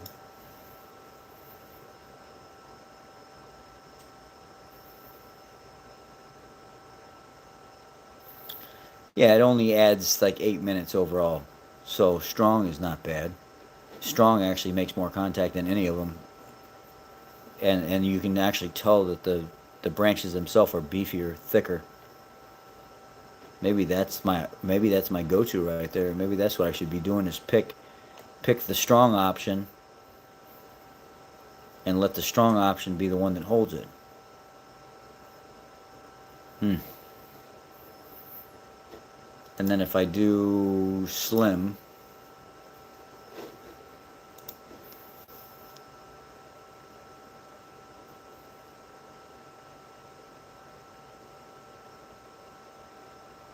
it dropped 1 minute.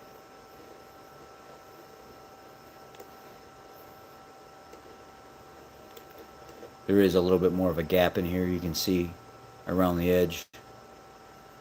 So I'm thinking if I'm going to try this hybrid,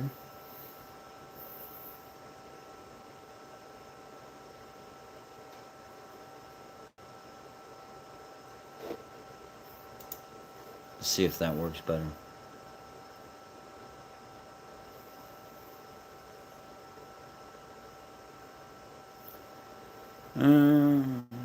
That's not it. You know what? Oh, I forgot. You know what I forgot to do? I forgot to go over here. Remember what I said I was going to do earlier?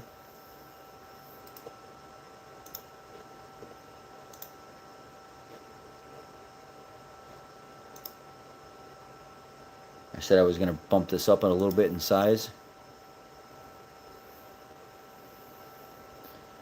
I think I want to do...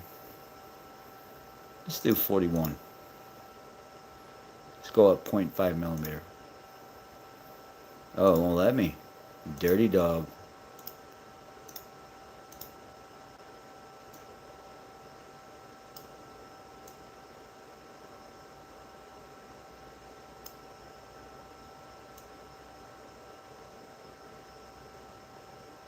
I might have to convince this.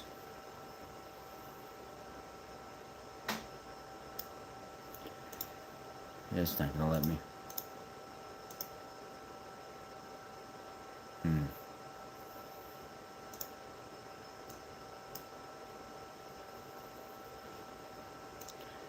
I think I need to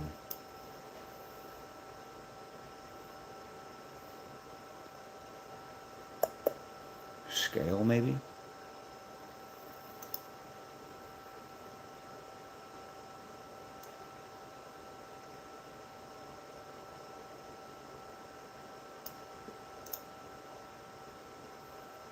Okay, 41.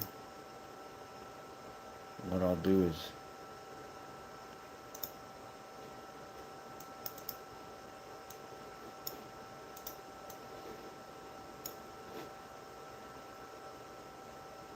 scale.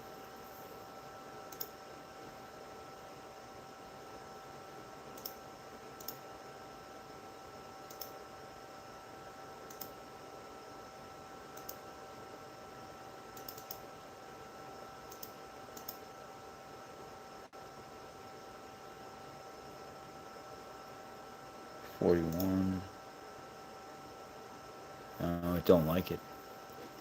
It wants me to drag the scale thing around.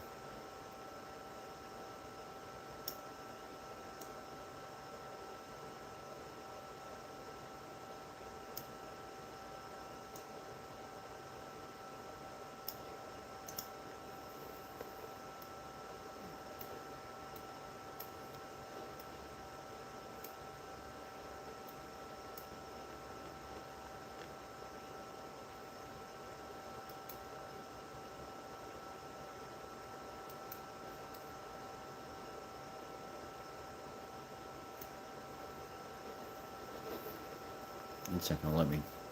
I think because I unioned it and locked it in, it's not going to let me change what I need to change. I want this to be 41 even. Yeah. I wonder if I can move it like this, just to shake things up a little bit. Get some activity going. And then...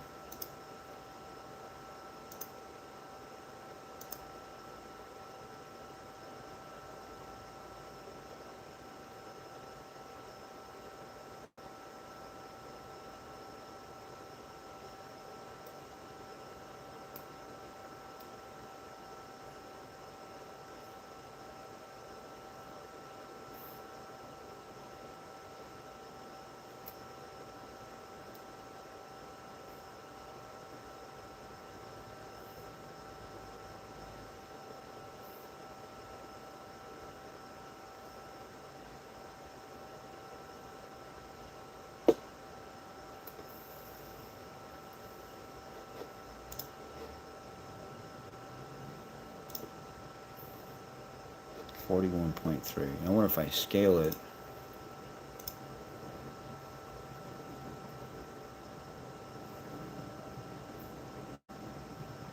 That's what I'm worried about, is using the strong one. It would leave marks in the what do you call it, the print.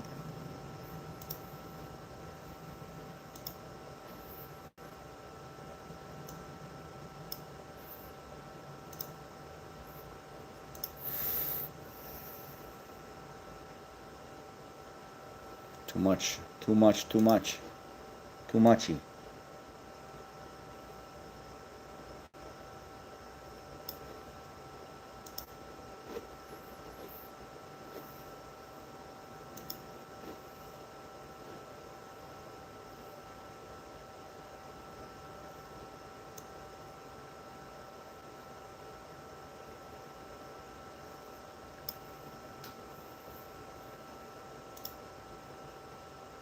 Yeah, I keep going back to this 41.31.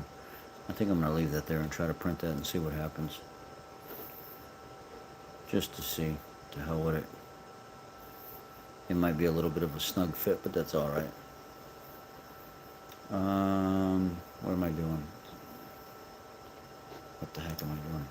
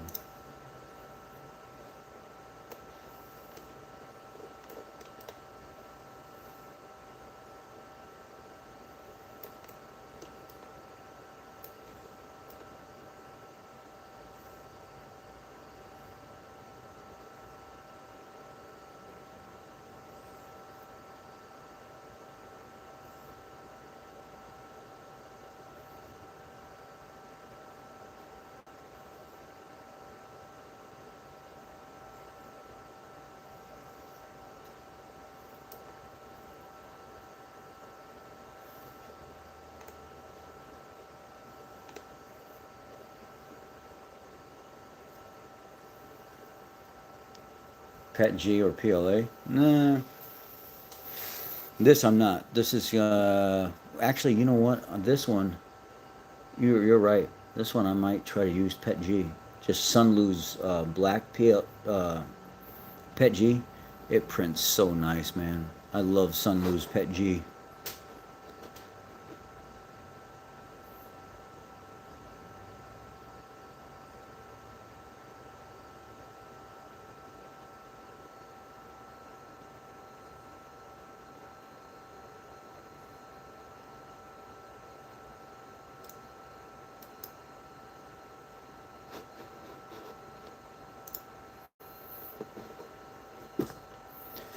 Okay, so I don't really need to do anything else to this here. So I can go to File, and then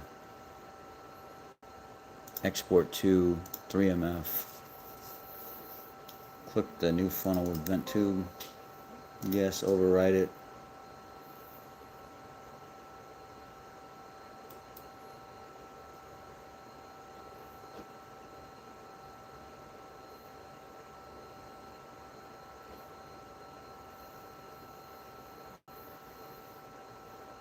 Okay. And then we can go to Flash Forge. I want to put a Pet G on the Flash Forge printer over here. Or should I do a PLA? No, actually I'm not going to print that in.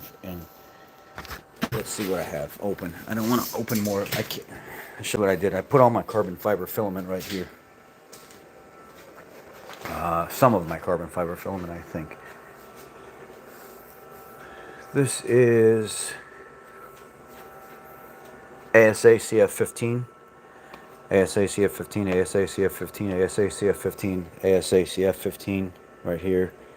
This is PET G carbon fiber black, PET G carbon fiber red, PET G carbon fiber black. PET G, carbon fiber blue, ASA gray, 20 kilograms. Same thing in the back here.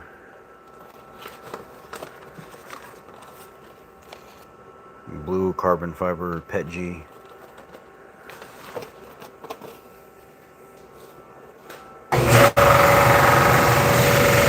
Scared the crap out of me.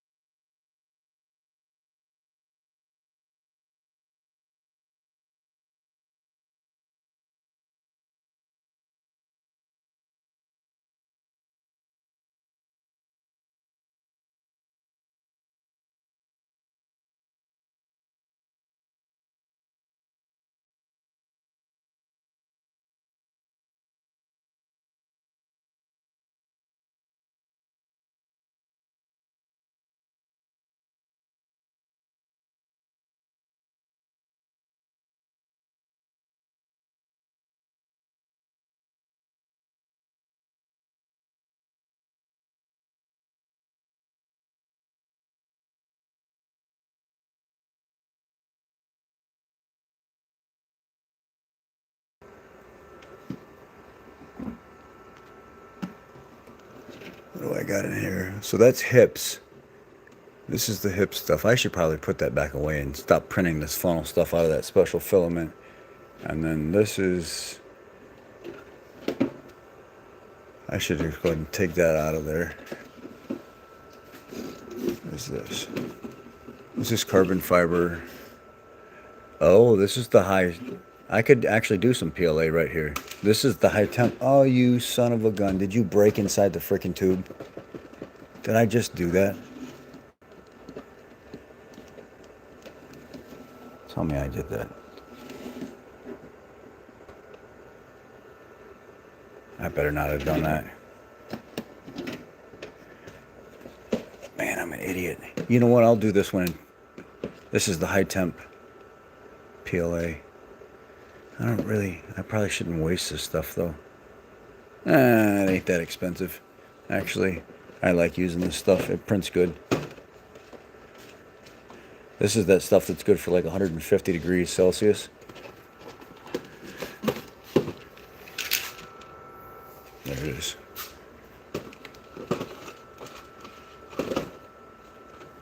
I think Polymaker is the only one with this type of protection. Although, I don't know if you guys know, but there's that company Hatchbox, it's called. Okay, it's not broke. Did I? I bet you I freaking broke that. Maybe it'll push it through. I don't know. We'll try. Let's see if it'll push it through. Let me see if I can load it.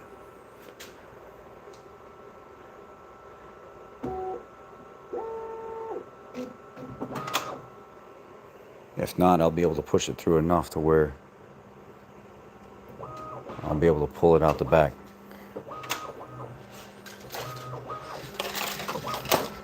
You know where this is from?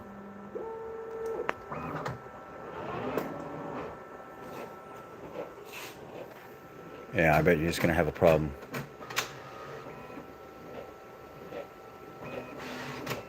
Yep, it's going to have a problem. Shit. Damn it. Should have known better. Should have freaking known better. Oh, dumb.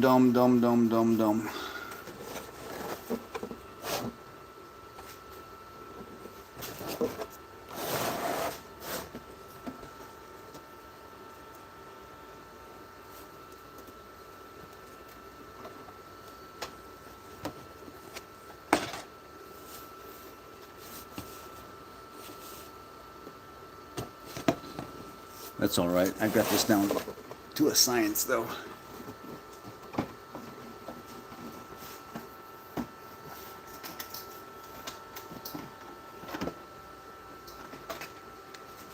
I knew as soon as I stressed that filament a little too much, I freaking broke it. And I knew better. I keep telling myself to stop doing that, to pulling on the filament like that.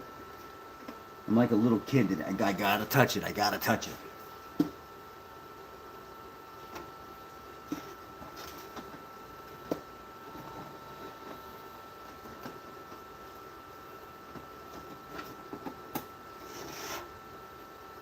Yep. There it is.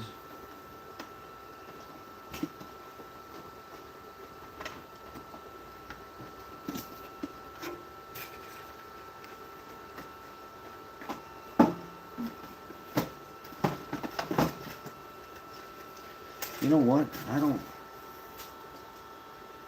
know that I want to use PLA.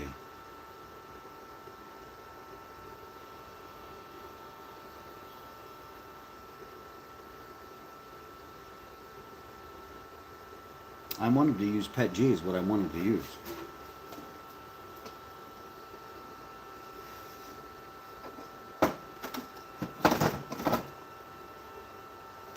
I'm going to set this AMS up the way I want it set up.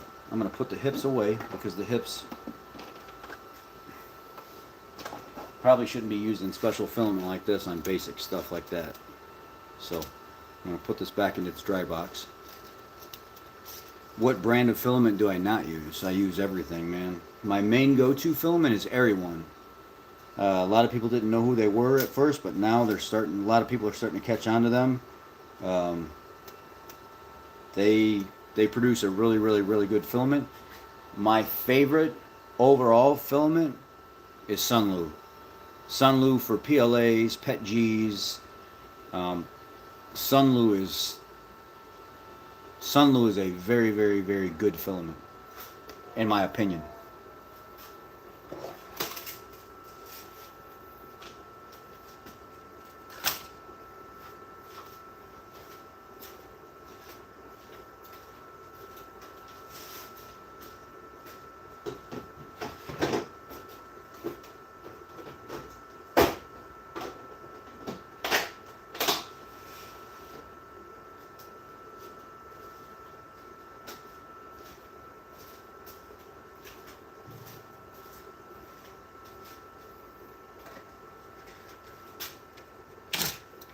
Do you know who makes this?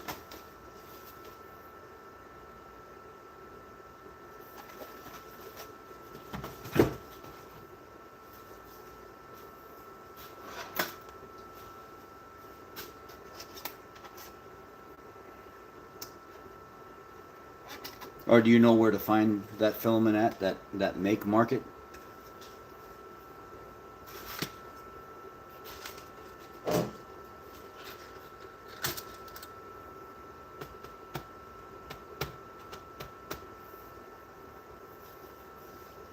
Make market is at Michael's, the thrift store. They have it there. So Sunlu owns JO. JO is the subsidiary of Sunlu. They're both name brand companies, but JO is the step down, just like you have Snap-on and then you have Blue Point. Blue Point's the step down, the brother to Snap-on. It's the little brother. Well, JO makes Make Market for Michaels. So Sunlu owns JO. JO makes Make Market for Michaels. And supposedly it's a phenomenal product. I haven't printed with it yet. I'm waiting to print with it. But I showed up at the store and I bought one of every color that they had. And they had a 25% off sale. So I got 1, 2, 3, 4, 5, 6, 7, 8, 9, 10 boxes of filament from them. And they're like $13 or $14 a box.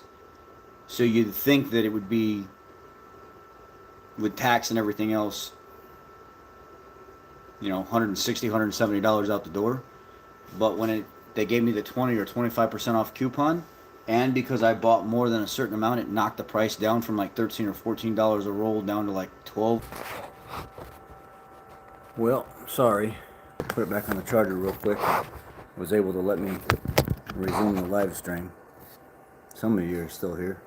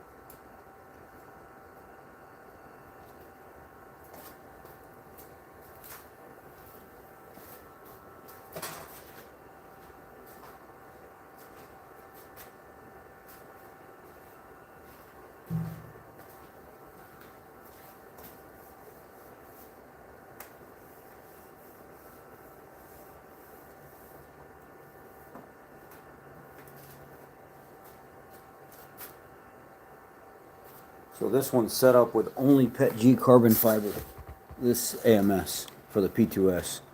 So what I'm going to do is I'm going to get back out of here. I'm getting tired, like extremely tired.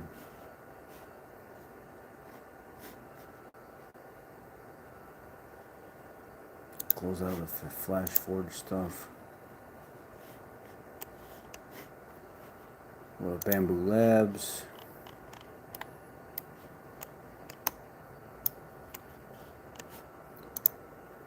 H2S.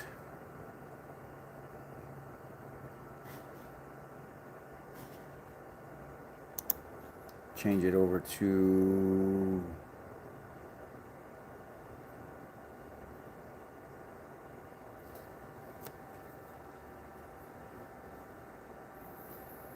yeah, I mean, we definitely have issues with the boxes, but they're not. It's not like a super common thing. So if that's what you're like, if you're hunting for a reason why, it's just inferior design, man. It's not so much the boxes themselves as much as it is the things that operate the box, like the different blend door motors and things like that.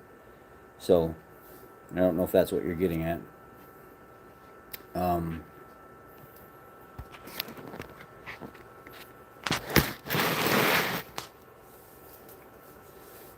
I'm trying to get the P2S set up right now, so check the battery level. 13%. I've got it on the fast charger right now. Device, switch it over to FBM. Prepare, sync the printer.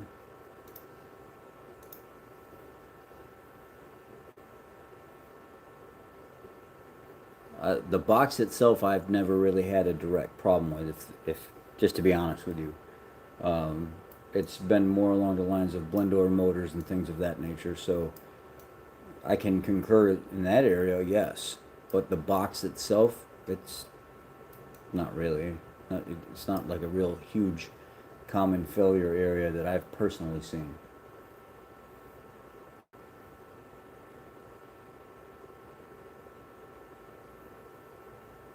Mm, I mean, it is a big cabin in that truck. It's the same size as the Super Duty, basically. So, I mean, there could be, compared to other vehicles, sure, there could be lack thereof, maybe design issue. I mean, that's all I can tell you. I don't design the thing, so I'm not trying to be a jerk, but I don't design it. So when it comes to dynamics of airflow and stuff, it is what it is. I can't, don't know how to help in that area. Um, I'm gonna do a OD green, like a military, kind of like a military green style. That's the one I'm gonna print in this one.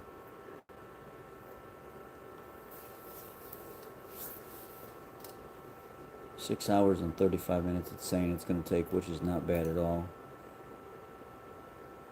What I don't like is I don't like this area right here where it makes all this contact on these slopes because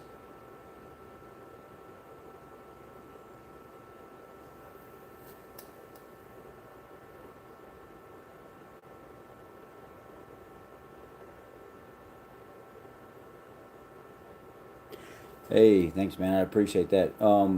There was a company that reached out to me that said that they wanted to make an educational series with me, and then what they were going to do is they were going to use AI to build the educational series and then use it to educate other people in like training courses and stuff like that on what to look out for and problematic things that have happened in the field.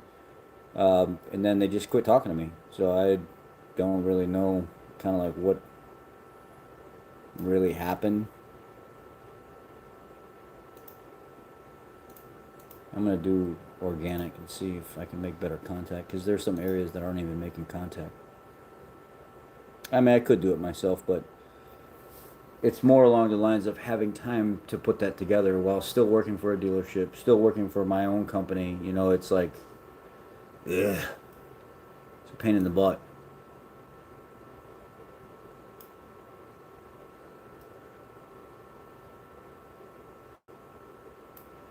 What I could do is I could give it a little bit more spacing too to make sure that it doesn't see these little areas that touch the slopes.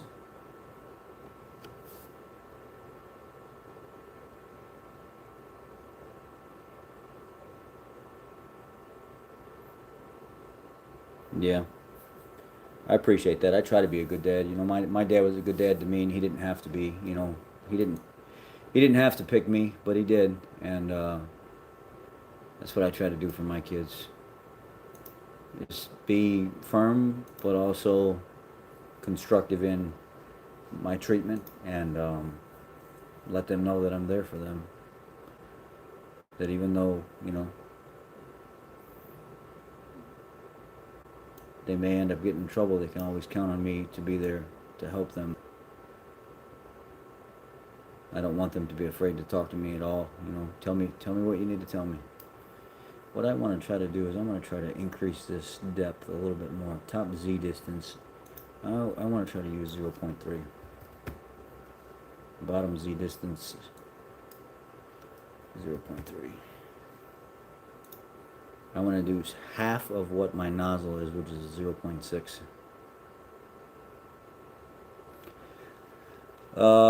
So here I'll show you this way. It's easier for me to show you this way. This is a oil funnel design, my concept of what I think would be a better design for like Chevys, Fords, Mazdas, things like that. If you look here,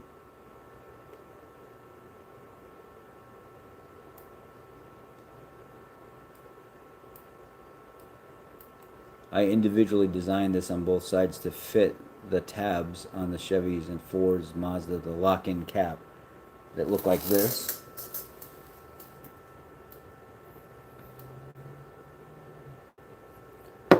So what I notice a lot is when you're dumping oil fast into funnels, it backs up a lot, burps, starts to fill up because you can't pour as fast as you want. I made a design where it's got a breather right here down the side, and it runs along the side of the funnel, and I built in a 4 millimeter long, 2 millimeter thick screen that's permanently in there that you don't have to take the screen in and out. It's permanently built into it. So it will catch anything that may end up falling in there, any film that you may end up cracking off the end of a seal and it ends up falling in the jug, and then you're going to pour it in so it doesn't make it in the engine. And then as you're dumping oil really, really fast and it starts to back up, this tube right here is a breather that breathes down the side of that all the way up to the top. And it stops you from actually backing up with oil so it can free flow. It breathes right out the top right here. And then there's like a little hook over here to hang off the side. I actually made these holes in the side right here. Are these the same size? Did I not do this correctly? Why do these not look like the same size?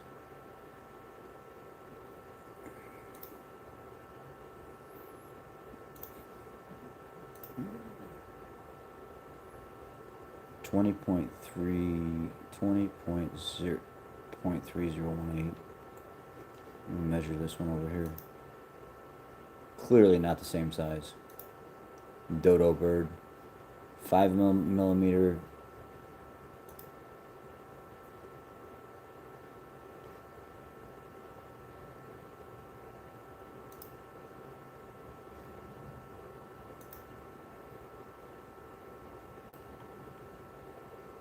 What the heck?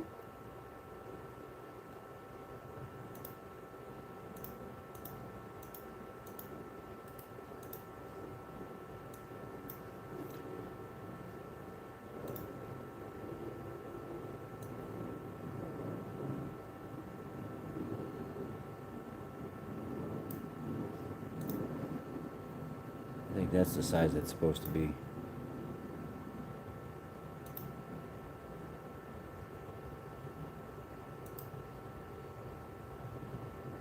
Surface area is 27.6626. Surface area is a little bit more on this one.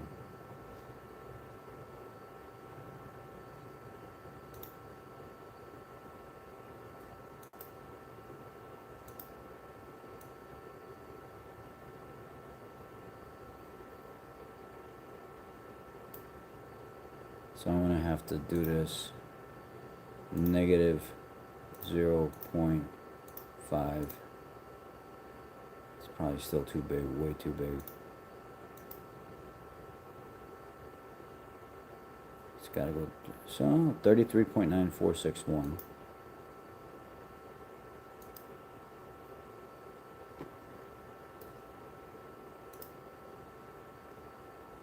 .31.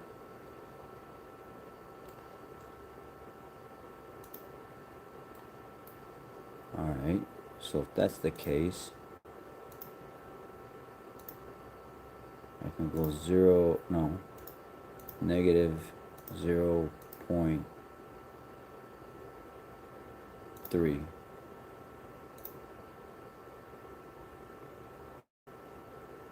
Measure. It's going the wrong way.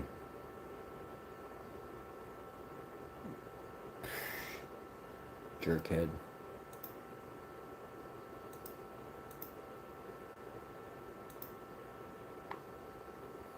I gotta exit measuring first. Go back. Go back.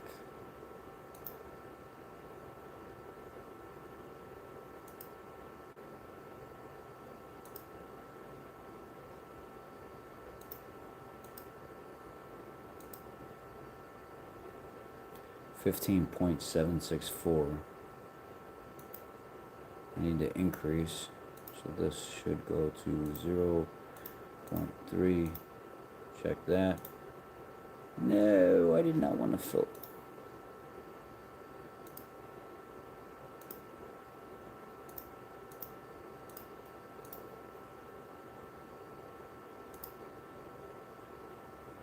.133. I went down. So I gotta go negative. I hate when it does that.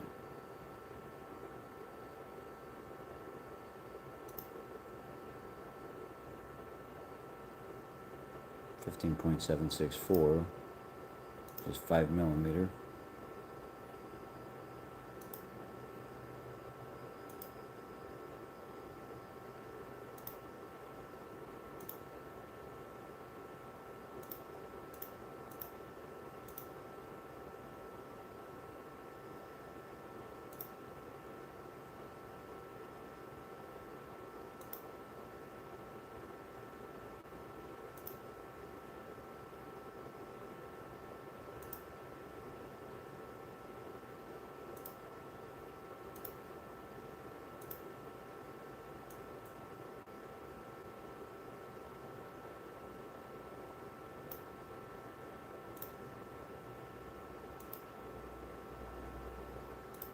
bit more.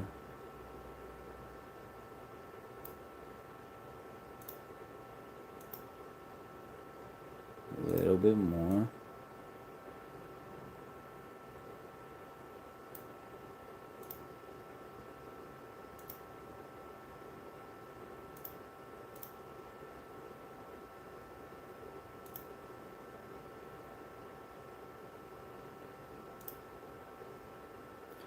$16.537.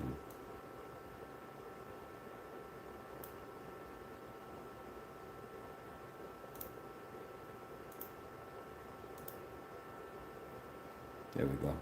Close enough. Close enough right there. So anyhow, what I made is I made these two little holes on each side. And what's going to end up happening is, let's back out of here. When these are all printed, I'm going to TPU print these stoppers right here. Or these rubber pads, I should say. These rubber pads are going to plug into those holes. So if you're under a vehicle and you're trying to pull an oil filter out in a tight spot, you don't want to make a mess all over the lower shield, all over the engine, all over your arms and stuff like that. You'll have a set of rubber pads on the inside of that filter housing, so you can stick that filter housing or that funnel up inside there, and those pads will grab that after you break that filter loose, spin that funnel around, and then the oil filter drops. It'll drop down inside the housing, the funnel housing, and then you can continue to direct the flow into the drain pan instead of making a mess all over the place. And those little pads will push up against the oil filter to help you spin it out of there, so you don't lose traction as you're spinning it. So you use it as a funnel. Sorry, not oil filter. A funnel, a oil filter removal tool. You can use it for many different things. It can be just more than one basic type of use.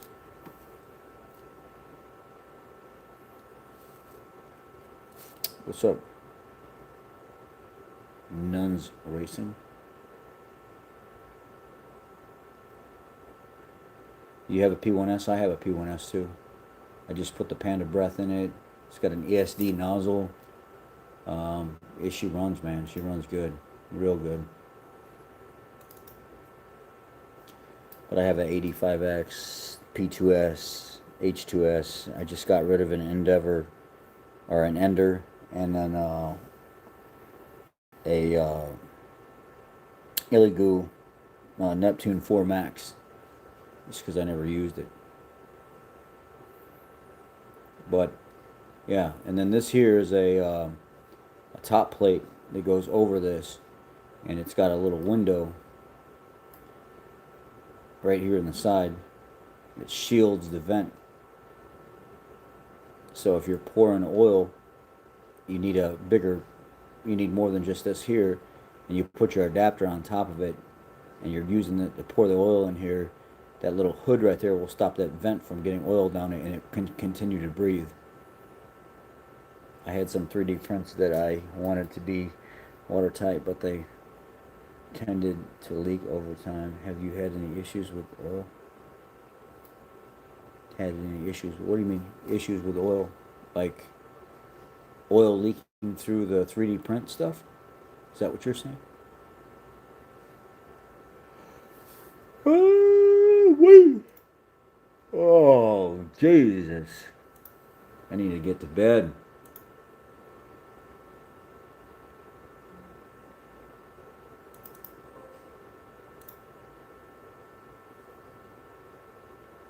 No, I haven't had oil leak even through the most basic PLA that I print. Never. Not one single time.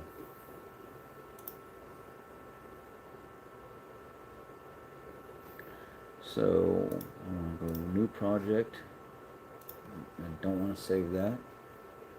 I want to go here. Funnel with vent tube.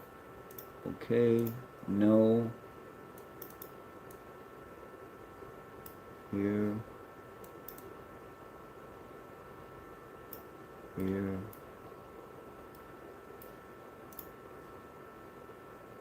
I'm going to rotate.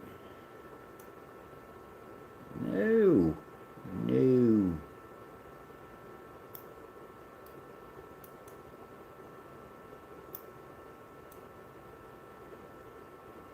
Something like this.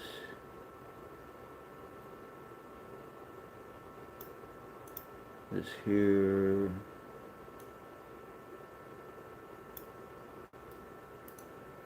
Something like this.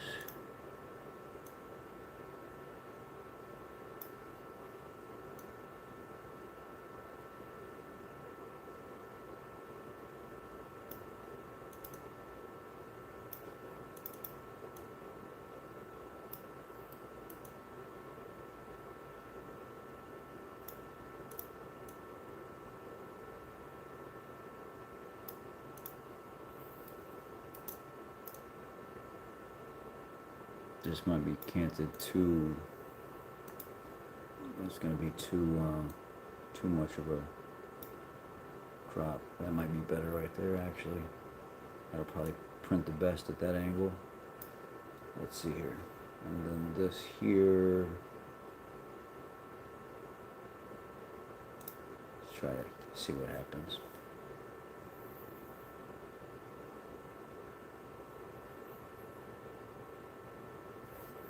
The P1S isn't a heated chamber, but it does print the engineering grade filaments pretty good. I just wanted a heated chamber, so I ended up getting a P2S because it's a active, not active chamber, what do they call it? Oh, nice.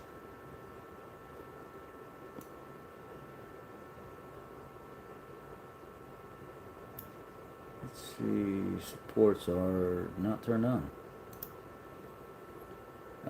I forget what it's called. It's an active chamber, but it's not actively heated. It's using the exhaust to heat the chamber, I think, recycling it back into the cabin. Anyhow, or the H2S is a heated chamber. So the P2S was my upgrade until I put the Panda breath in and then put the 0.6 ESD nozzle in the P1S. And now that P1S is arguably, it will outprint a lot of people's stuff. Let's see here. 7 hours and 2 minutes. I can get that time down a little bit more. Just gotta work it a little bit.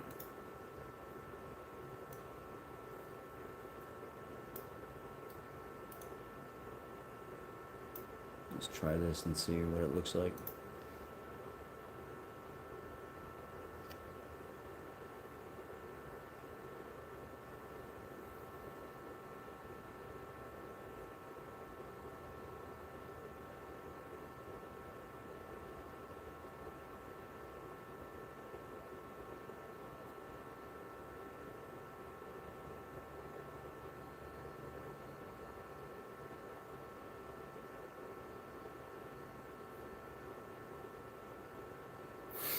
Let's see here, 7 hours and 6 minutes. That did not fix anything, so that's telling me something needs to be done here. Does this help at all? Turning it that way?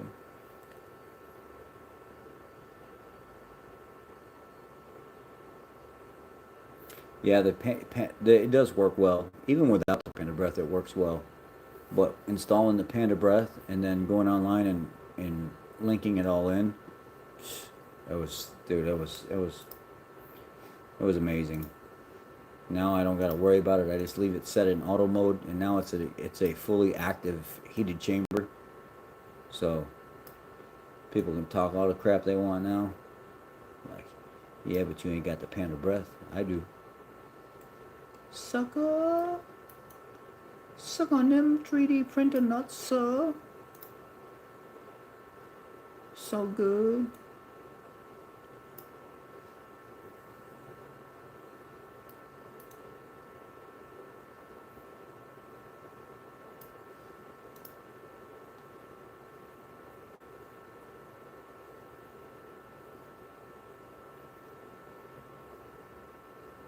I think I'm going to print with the green carbon fiber PET G is what I want to print this with.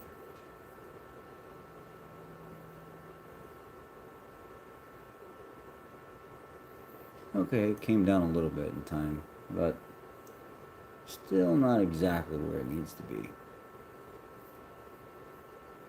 think, ideally.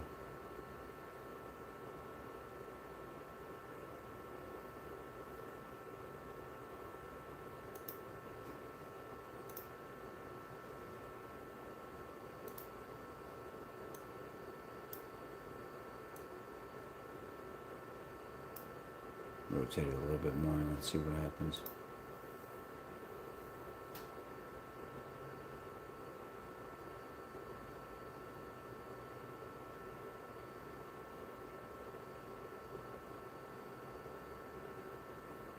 Slicing. Ooh, that made things worse. Alright, so we'll not do that. Put this back where it was at.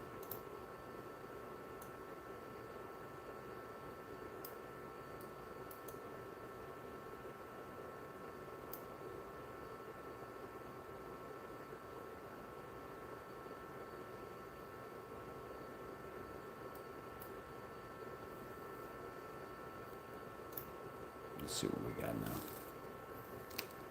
See, did we fix anything or did we make it worse? Might have to straighten this back out. Because when it takes a while like this, and it starts slowing down, typically it means that it's not optimized. Yeah, it did go down a little bit.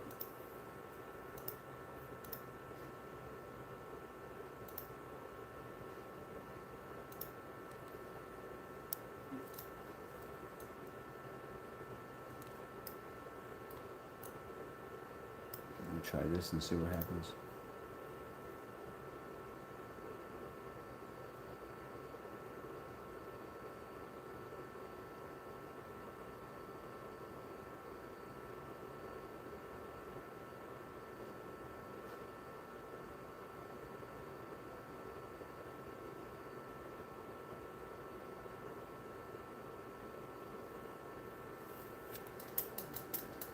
There we go. We kick the time down some more. I wonder if 6 hours and 46 minutes. It went down quite a bit. I wonder if I kick this over a little bit more.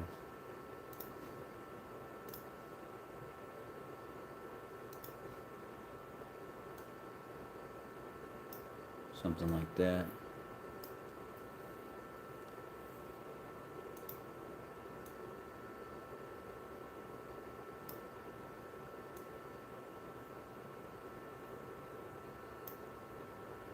Print that on an angle like that.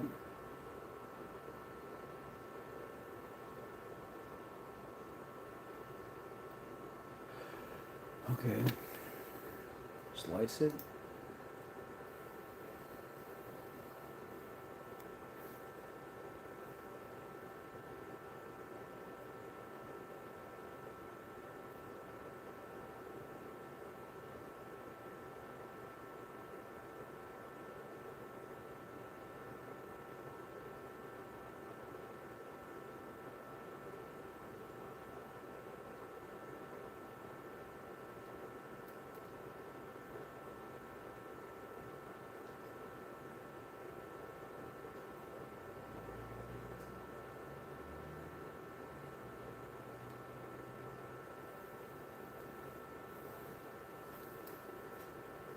Okay, it did go down some more.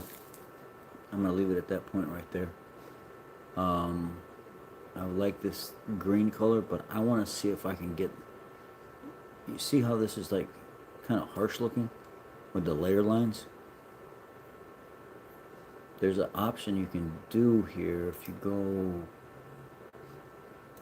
click on the device and then you click on variable layer height. And it's got these bars up here.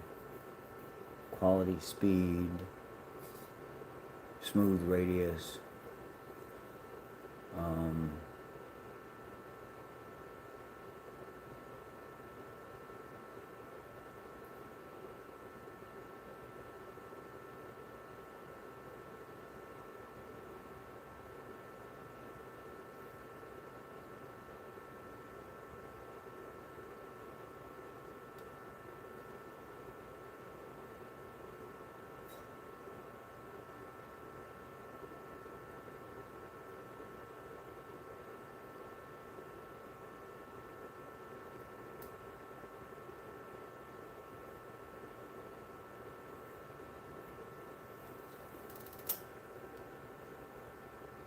Hey, David, you didn't have to do that, man. I appreciate it.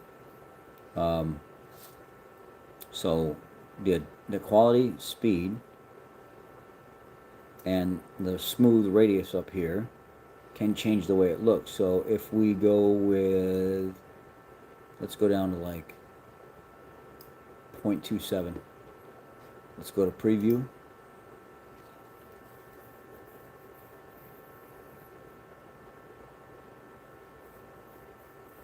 They got smaller. They're less distinct now. They're not as bad as they were. So if I go back to the device.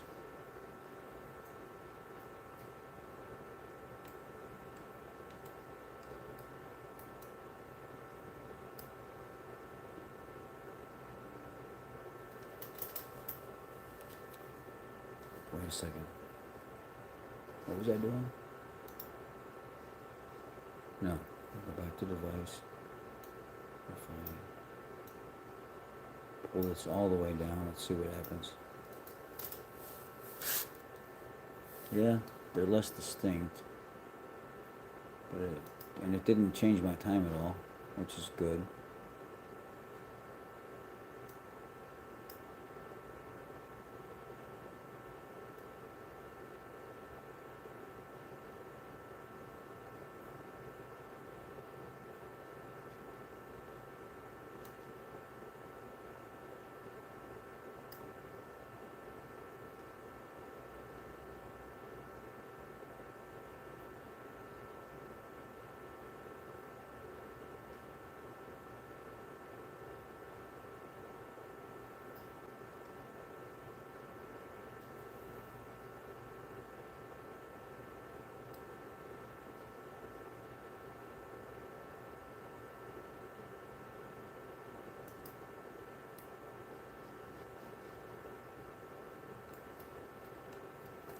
David, if there's any other help you need too, man, make sure you ask.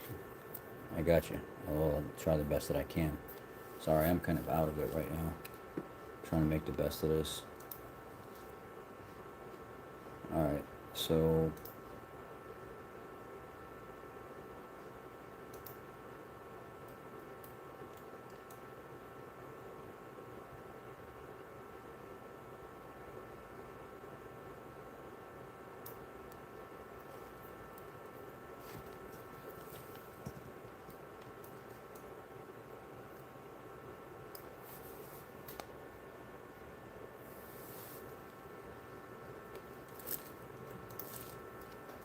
see what happens. This should be it. We'll send it off to the printer.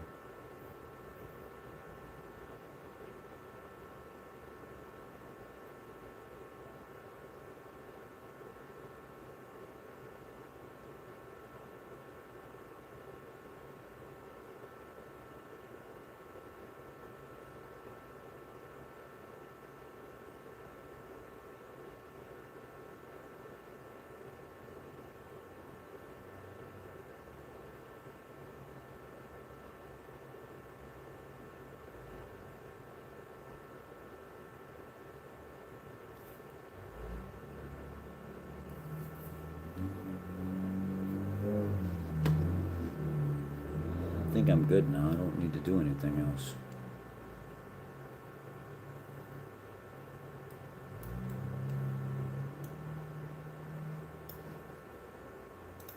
See what it does.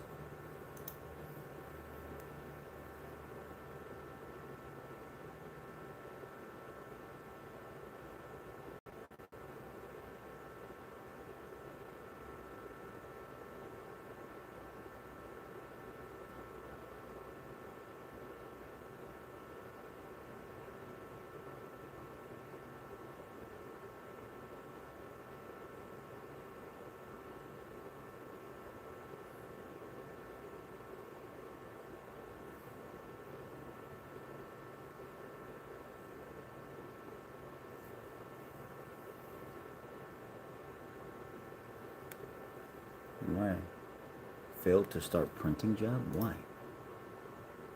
Oh, stop trying.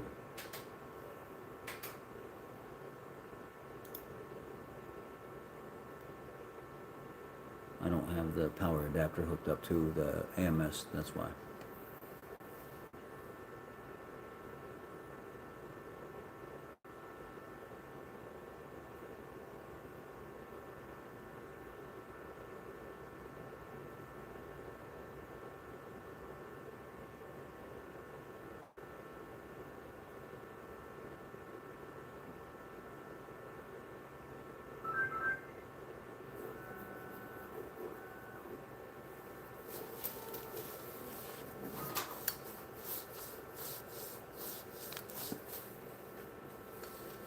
Okay, we are printing back behind right now. So now what I want to do is check the H2S.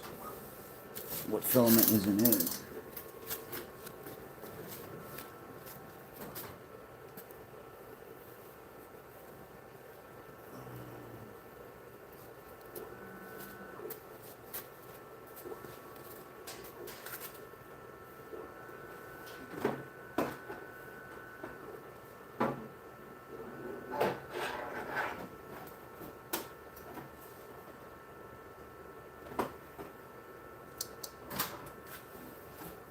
I have like a skin colored PET G in it right now.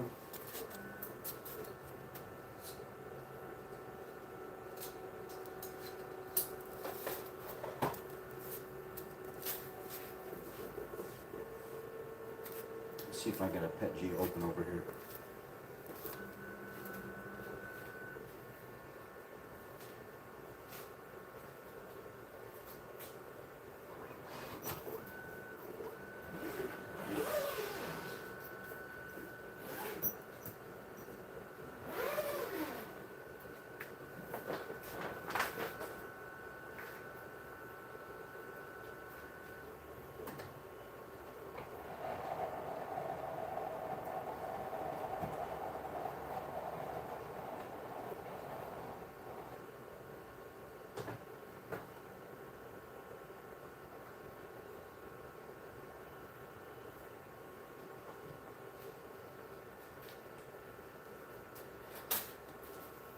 Yeah, I got a basic white.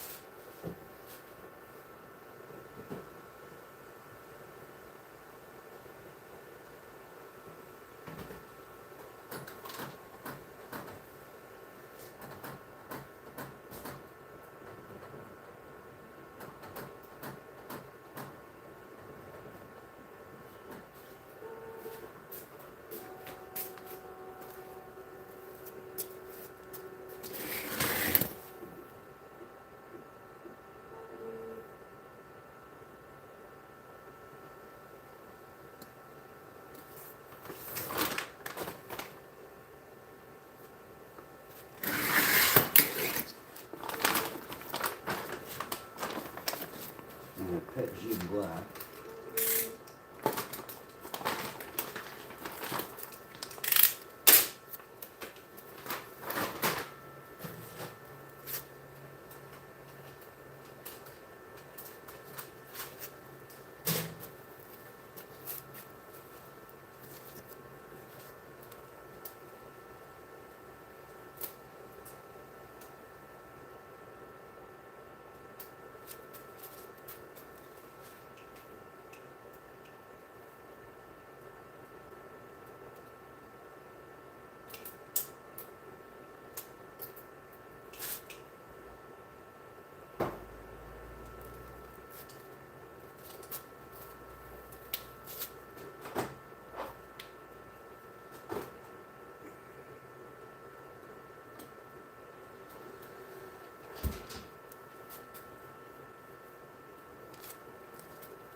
Alright. So I got white, tan, and black.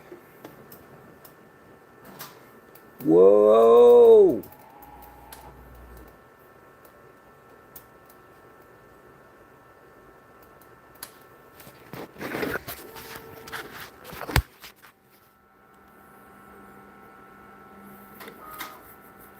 What do we got here?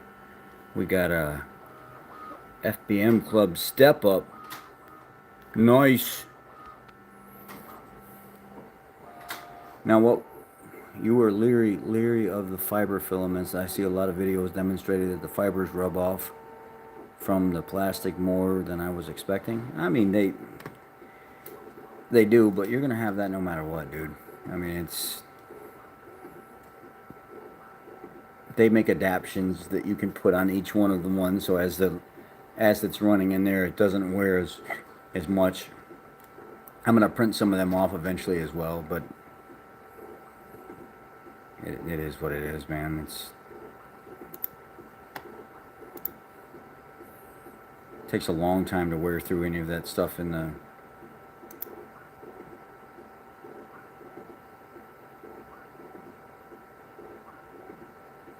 Oh, it's so cool in here right now. I don't even have it set on any kind of like. I turned it down to the lowest setting. And that mini split up there, it just, within like 10 minutes, this whole garage is already cooled down. It's amazing. And the way it blows out that chute, it's so wide that it hits me first on where I work right here, to where it's so comfortable. You can like literally put your head back and fall asleep right here and get in trouble by your wife. Ask me how I know. Ask me how I know. Not a good idea.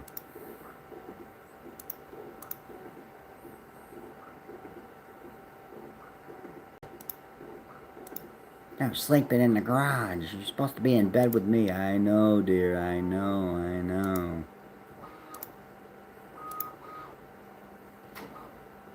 It's called work. Somebody's got to be able to do it to provide the lifestyle that you live. Sorry, not sorry.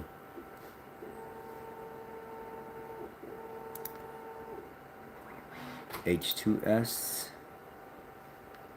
What are we doing? Are we doing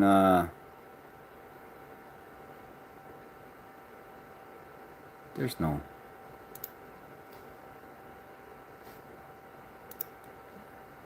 So let's override it, synchronize it. Are we doing white? Are we doing like skin color? Or are we doing black? Funnel in Pet G. Which color are we doing? We're doing black? I did not get it from Amazon. I got it from Temu, and I got it for free. I learned how to work the system as a preferred customer now, because I don't just order from Temu to order from Temu.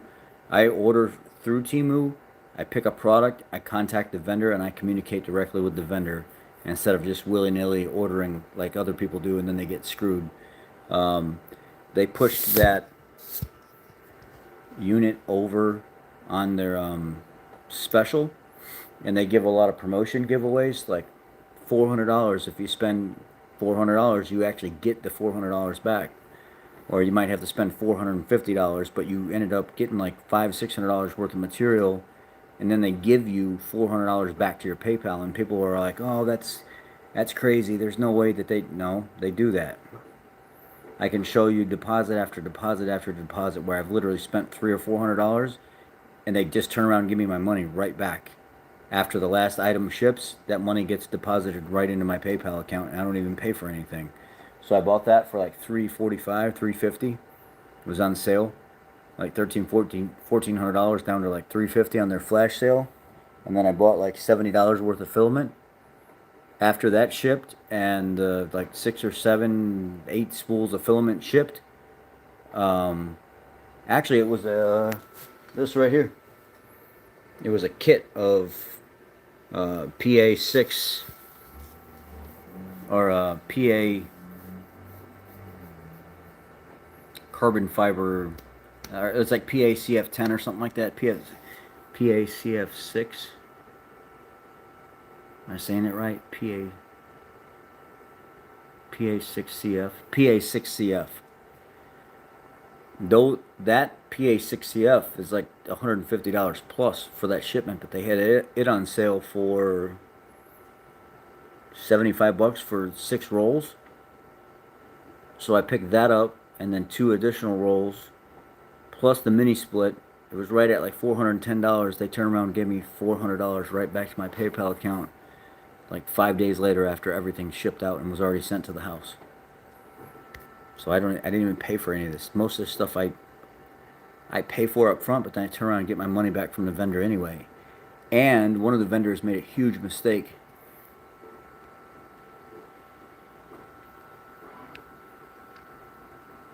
See all that filament right there on that shelf?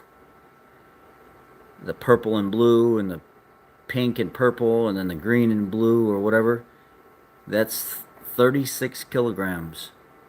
That's 12 3-kilogram massive commercial rolls of PLA silk from everyone. That's $450 worth of PLA silk. They sent it to me by accident or misshipped. And I was like, what are you going to do with this? This is going to be a fortune to send back to you, and I'm not paying. And they were like, basically, it's our fault, you know. We don't want to pay to get it shipped back, so just keep all of that. Plus, we're going to refund you all of your money for your order that you purchased because we got it wrong. And then you can reorder your purchase. So I reordered my entire $300 purchase. Kept the $450 worth of filament because they didn't want to pay for shipping to ship it back because it was 100 pounds worth of filament. 36. So yeah, well, it was probably right at like 80 to 90 pounds or something, or whatever that comes out to. 1 kilogram is 2.2 pounds. Each roll is 6.6 pounds. There's 12 rolls, so 72. So 80 pounds of filament, roughly, just shy of 80 pounds, right at 80 pounds of filament, because 12, 60, so 12, 6.6 pounds, so just call it 6 pounds, it's 60, 66, 72, and then, yeah, so just right at 80 pounds of filament. And they didn't want to ship all that back because it would have been hundreds of dollars to ship all that back. And they were like, at that point, it's not even worth it. Just keep it. So they let me keep that, refunded my entire order of like $275, $300 back to me. I reordered my order. Then they pushed me over into the preferred customer $400 bonus category, which I automatically get anyway. And then turned around and gave me $400 back. So I ended up making $140 on the purchase, plus keeping $450 worth of their filament, which is crazy.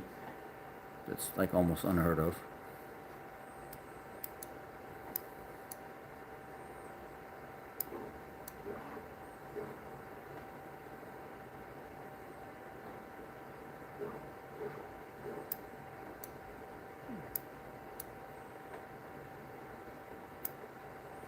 I'll do, let's see, let's slice this and see what we got going on here.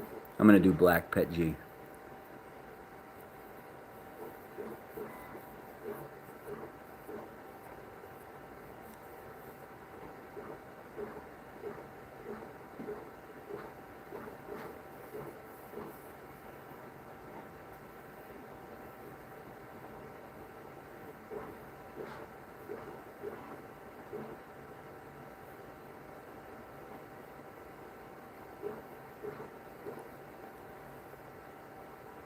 Yeah. I mean, the garage door opener is not stopping me from putting, I could actually put 2 more of those lights on this other side. There's that. I can put 1 more here and I can put 1 more on I could actually put 1, 2, 3, 4.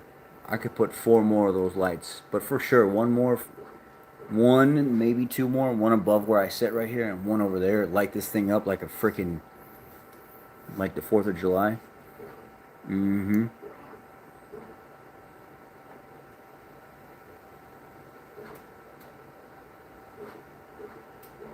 All right, 6 hours and 21 minutes. Let's send it to the printer. The H2S. And in 3, 2. Well, actually, you know what? I want to stop this for a second. I want to turn the dryer on. Turn it on from here because it's got the auxiliary cord hooked up. Dryer is on. Checking filament, checking air intake, checking air vent. We are now drying. We are a success. Go back to prepare. Back to prepare.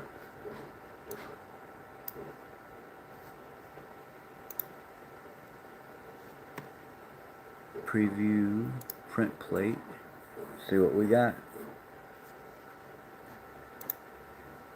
I'm used to using Sunloop PETG because that's my favorite. I'm using King Rune. I have more problems with King Rune than I have with anybody else. I don't typically like to use King Rune, but their PETG seems to be pretty good. Ryan, what's up?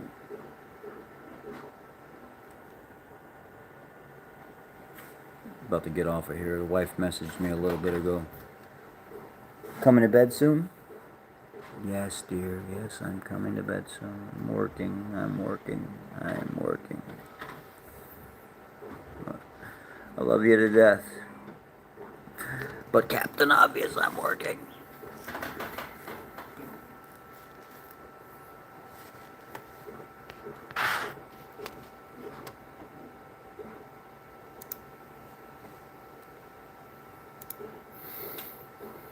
I gotta put a couple of those feeder trays on. The people that like the bugs. Here, I'll show you guys this real quick.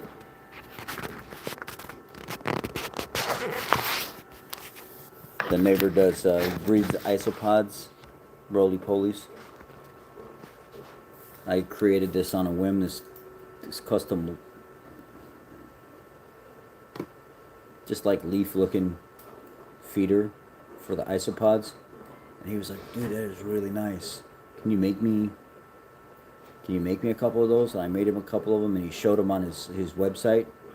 And a lot of people were like, hey man, can that guy make me? Can he do like something for me as well? So I started making these feeders for bugs. They crawl in, they crawl out. You can do like a little leaf design. You can go to like sketch here, and then you can take this line here, and say you wanted to do some like leaf veins down the center of it. You can go like this. You can start here.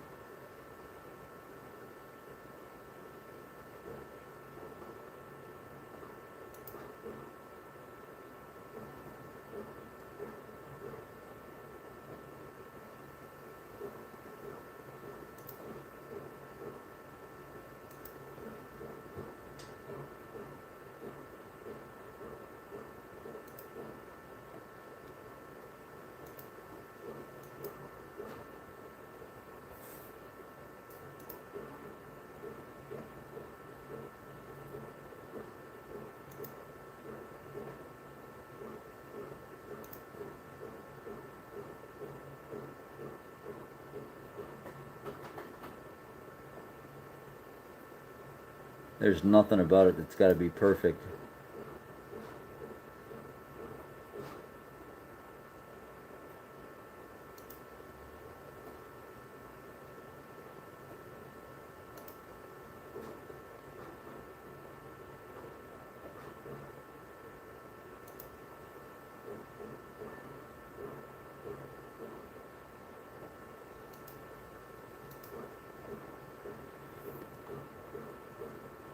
You see how it's like all mocked up now? What I can do is I can either raise everything else, or I can raise the part or drop the part that's there. So exit the sketch.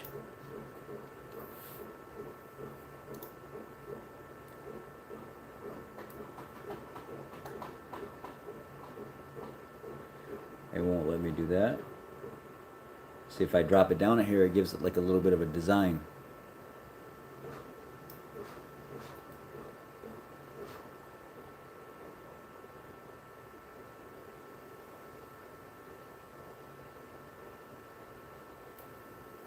And then if I click on just one edge, I can do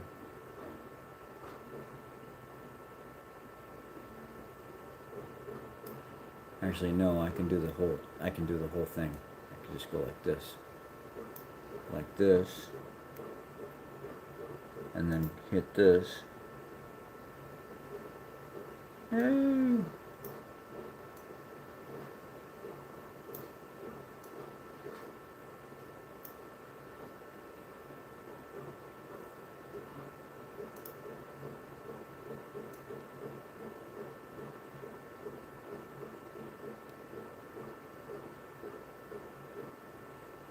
Some of them don't want to cooperate, so I would have to do it individually.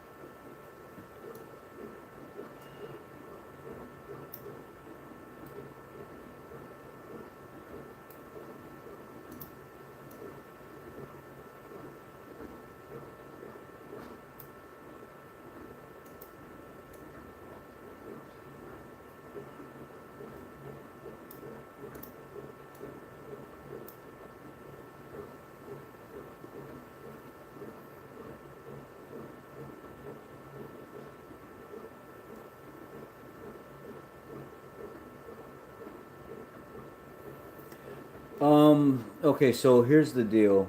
We just went union at the VW dealer, and the pay is really, really good. It's a 40-hour guarantee. Let's just say it's a slow week and you don't make 40 hours, you're guaranteed 40 hours. And the minimum pay is $42.25 an hour. But let's just say you could do a decent week and you make 36 hours plus. That guarantees you $46.65 an hour. If you hit 40 hours, that $46.65 automatically goes to $47.90 an hour. And then every 5 hours after that, 45 goes up another $1.25, 50 goes up $1.50, 55 goes up $1.50, 60 goes up $1.75, 65 goes up $1.75, 70 goes up $2 an hour, and it all stacks from zero. They can't like take it away from you or whatever. It stacks from zero. So there's not a lot of other dealers out there that are doing that kind of thing. So that's the hard part is walking away from something like that. Even though I know Ford, and I would be definitely happy at a Ford dealer. That's where I feel comfortable. This is a privately owned Ford dealer, and I know the managers there, and they like me. They know about the YouTube channel and stuff like that. So, and a lot of the Ford techs, they already watch me and stuff there, from what I understand, and they actually like me. So it would be a great fit, for sure. But it's just, I would have to sit down and talk to them. They would have to, incentive-wise, make it worth what I would be getting paid now, and it's going to be hard to do that. It's going to be hard for them to justify as a private company to pay me what I'm making now.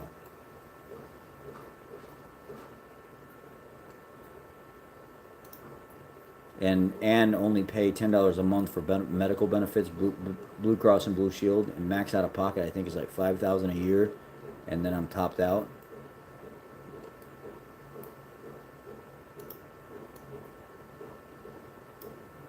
So it's hard to walk away from that, you know. That's good benefits, that's good money. It's taking care of your family right there. Even though the Ford dealer seems promising, what have they got to offer me? That's basically what I got to sit down and try to figure out is, are you giving me something that I don't have already? You know, what if the pay's better?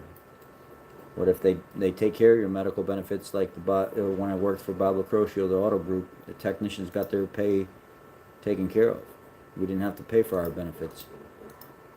That was part of having the great job that we had. Just all depends.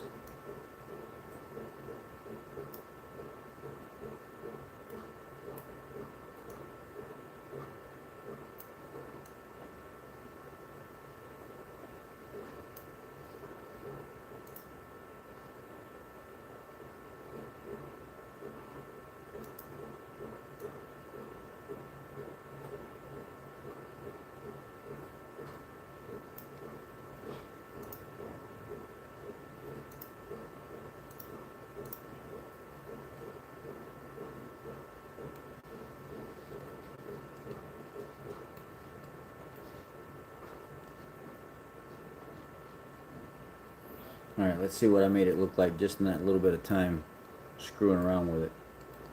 You know, kind of looks more like a leaf, doesn't it? It looks more attractive now that I've added some texture to it. So now when the roly-polies kind of come in here, they get in this. They've got more of something to grab and dig around in. And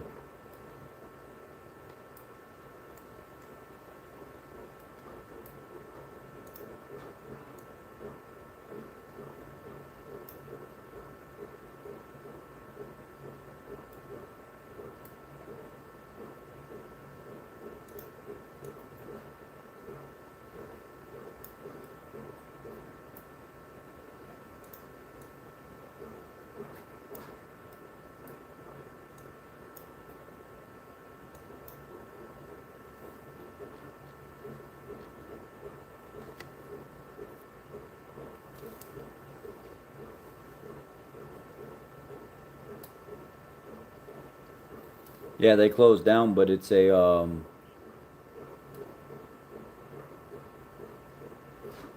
and the Ford dealer's only 4 minutes further away, and it's a dual store. Um, the store is family owned. You're not as much of a number working for them as you are at some of these places. The owner of my company now, he started out with, I think, 4 dealers. Now he bought 3 more, and I think he's looking at 3 more. Not too many people know that. You know, they start getting greedy, man. They want more, they want more, they want more. So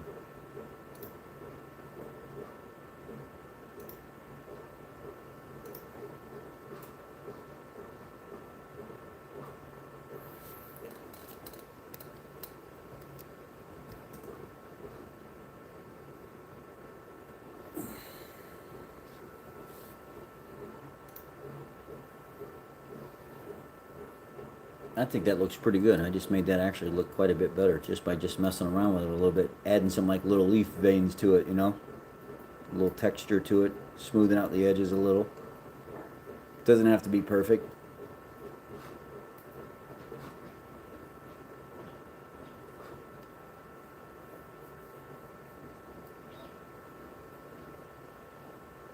And then what I'll do is put this down.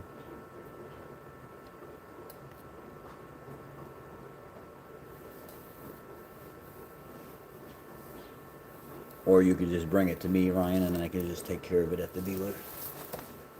But then again, I don't have everything like a Ford dealer would typically have in stock. It might end up down in the truck, which wouldn't be a good idea. So, yeah. Let's see here.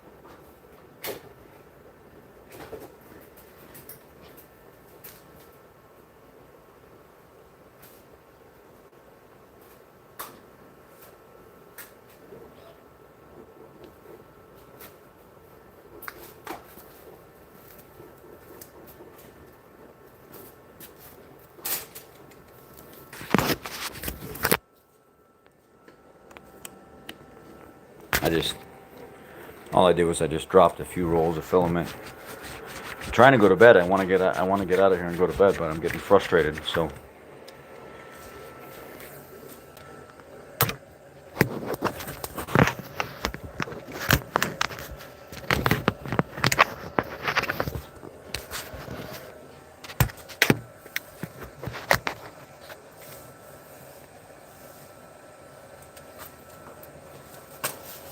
I'm gonna set up the machine over here real quick and then get it fired up and going, and then I'm getting out of here. Here's what I'll do. Could do this.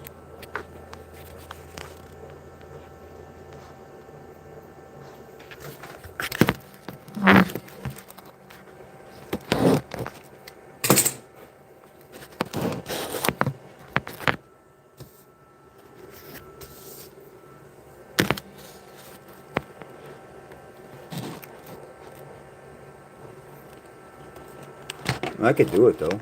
It's just a matter of the dealer. I could probably work something out where you wouldn't pay as much as a regular customer would by far. But the dealer, they're going to be like, well, he's not direct family, and because he's not direct family, that means that he doesn't get the same benefits as everybody else does. And direct family, you know, they get $60 an hour, but if you're a customer, you got to pay $219 an hour, and it's like, ugh. But God forbid the managers would want to bring one of their friends in there that's not direct family. They get freaking premium benefits, which is sad, because they don't play by the same rules.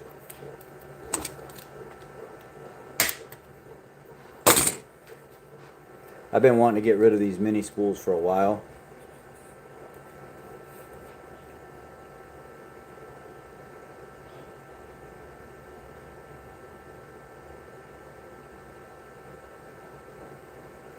I just need to trust it's 100%, and I'm not very confident in anyone else with axle work.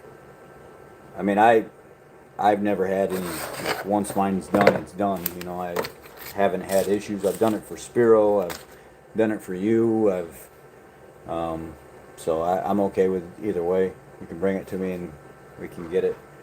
Have you ever watched the Valvoline oil test video where they tested the 2.3 on the two 2020 Explorers, and the only variables were one had conventional and the other had synthetic for 500,000 miles? I did see that, yeah, and the conventional was like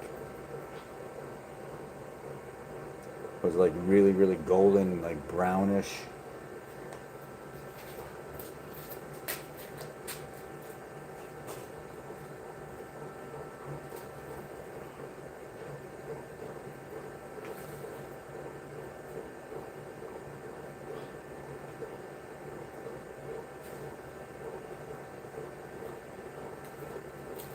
I like this 85X. If you guys are in the market for a beginner printer and you're not going to go crazy printing stuff, or if you can think outside the box like me and build your own heated enclosure, this 85X it's a very, very, very nice printer for 330 bucks.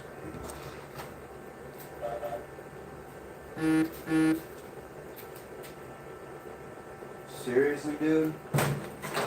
Wow.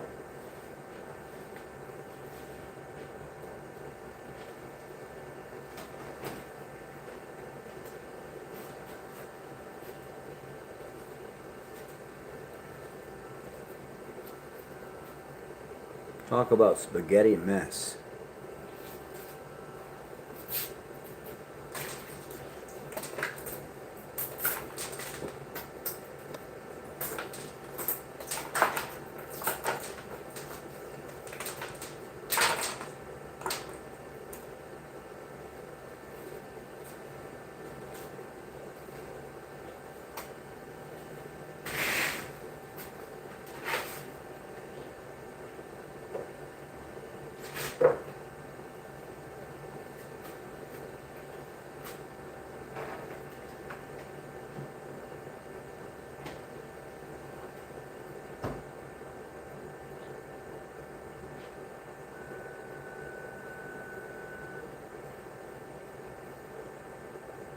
I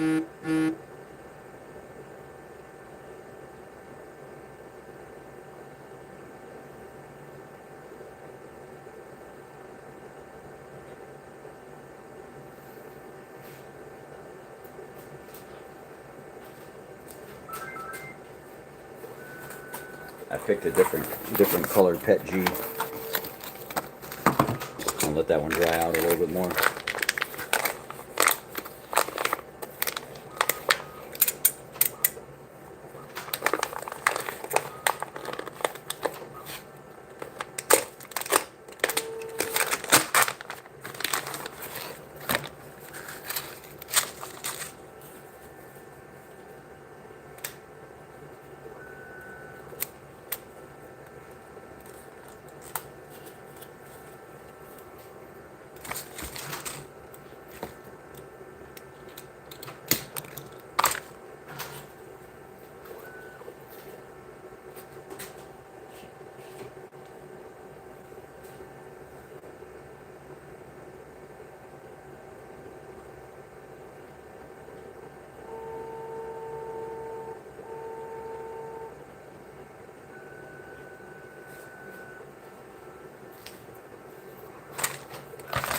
I like how this thing auto loads. It like spools itself up in there through that unit. It's very simple. Whoever thought of it was a genius. Now they have a new one called the Creator 5, and it's like a $500 or $600 unit, and it's got 4 individual heads that it picks up, and it comes out and it prints 4 individual filaments. So in between shifting from colors, there's no waste.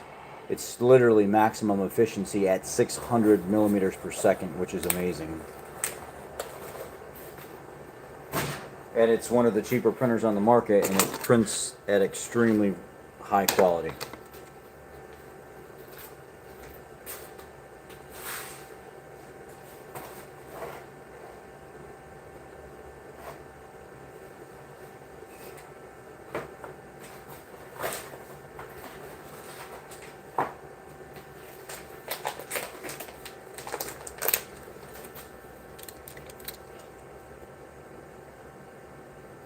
Oh yeah, I got a little impatient because I know Spiro's busy, and I didn't want him to come all the way back out here just to activate the AC, because I didn't know when he was going to be able to do it, for one. And number two, I wanted to be comfortable in the garage, and I was out here trying to, so I moved all the stuff that was on that, moved it over here, put my own 9,000 pound Husky shelf unit in here, and moved a lot of the garbage car parts and stuff that were sitting there that were just piled up all over those shelves. So I got rid of all that shit, got it out of here. Moved a lot of the lawn equipment out there, the storage where it goes. Moved some tables and stuff around, and now I'm just trying to actually go through and organize, put chemicals where they go, put tools where they go, get the clutter cleaned off of things, and I'm doing it slowly while trying to work. And the problem is I need to work more than decluttering. So it's hard to focus on working.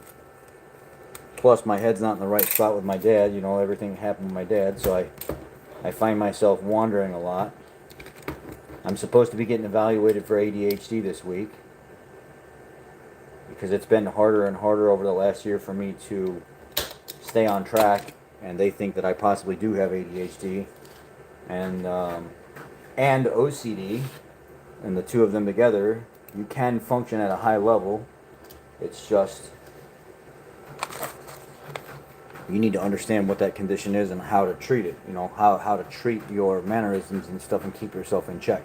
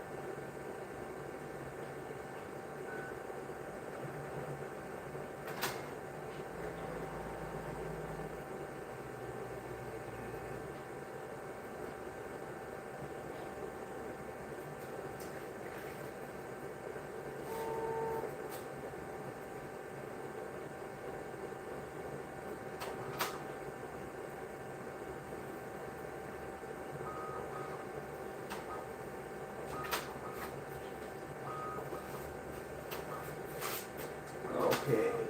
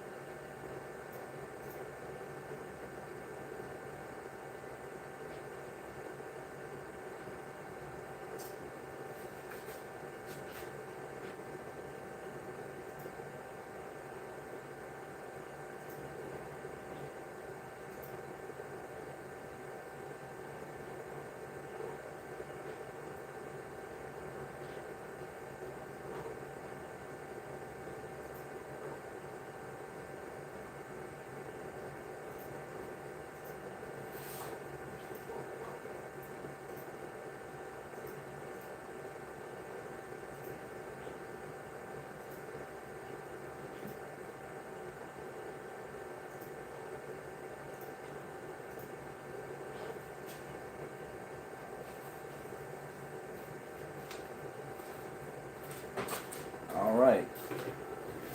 Now we're freaking done here.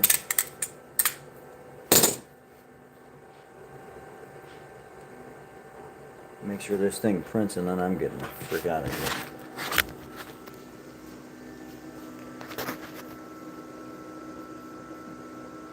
Got both no treatment, just taking life raw. Probably should get recommend things out, man. I don't know, man. I feel like I'm getting worse. So I gotta do something. I gotta like take a stand and do something.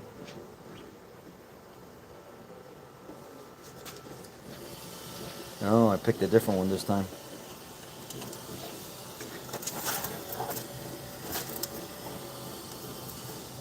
I put a new build plate down. It's the New Maker's Ice Grip, the cold build plate for Pet G and PLA. So I put it down and I'm using a dark gray. No, it's not dark gray. Yeah, it is. It's dark gray.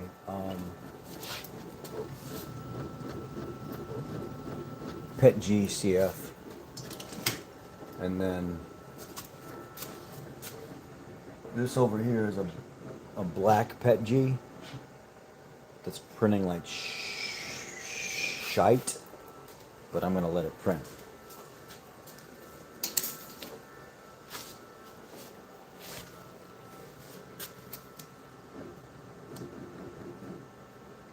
I guess I'm kind of curious how it's gonna come out.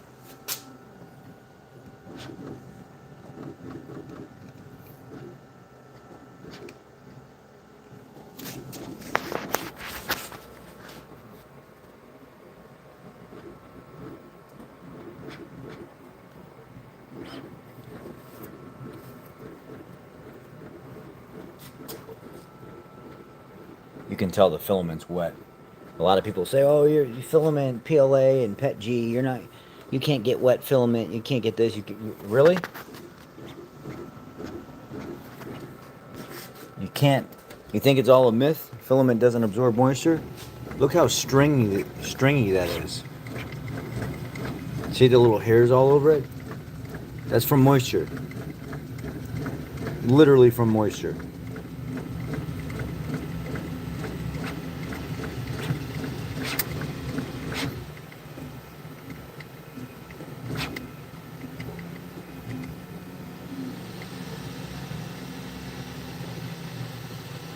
I'm half tempted to just go ahead and stop it, and you know what? I'm not even gonna chance it. Stop it. Swap the plate out with another plate for now. I'll clean this shit in the morning. I'm not even worried about it. What plate do I want? I want the cryo grip. Yeah.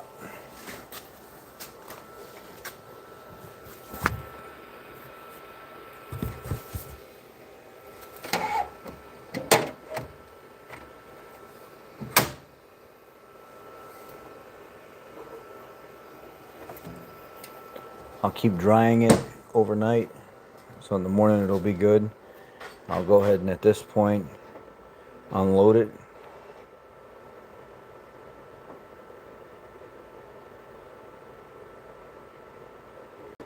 AMS is drying and cannot perform the task. Bullshit. Yes, it can. Loser. Okay, then stop the AMS then. How about that?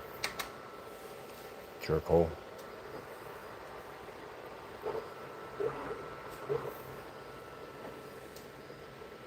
Yeah, still up, but I'm about to leave and go to bed.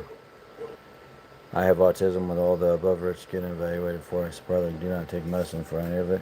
However, I'm like this since I was a child. I used to take medicine for ADHD called Concentra or something. I forgot. I stopped because the side effects wasn't having it with me. You may have ADHD and bronchitis, which had me laughing because they are nowhere near the same thing.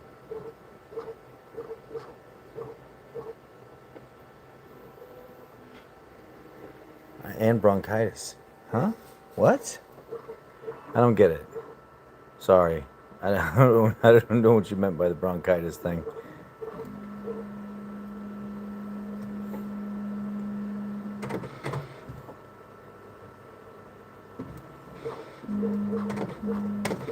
What color PET G do I want to use? I want to use the skin color PET G.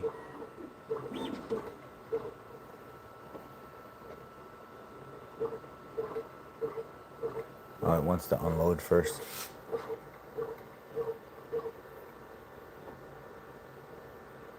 It's trying to do its unloading process right now.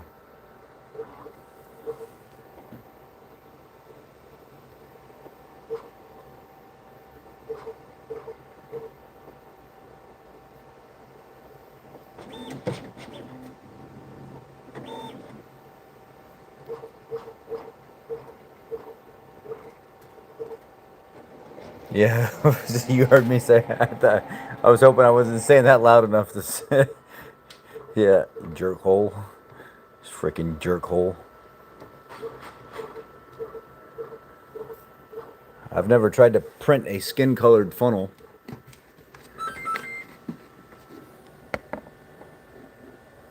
I'm going to try to print a skin colored funnel.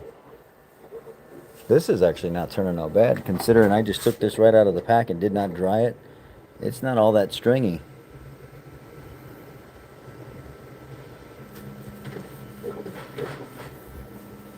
It's a little bit, because it needs to dry, but I wonder if it'll let me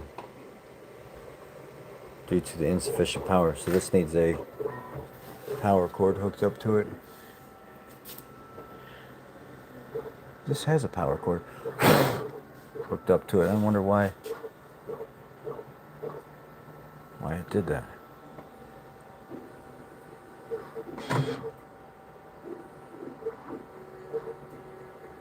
Yeah. All right. I think that's it. Let's go over here and check this thing, and then we're out. Then I goes to bed.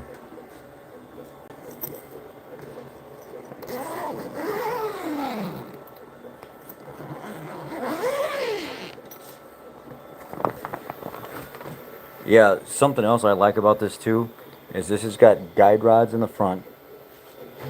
It's got double rods across the head. It's got a rod going back and forth here, a rod going back and forth here, and then look at the main path of travel in the back. It's got a double rod set up in the back here. Now let's look at the higher end units.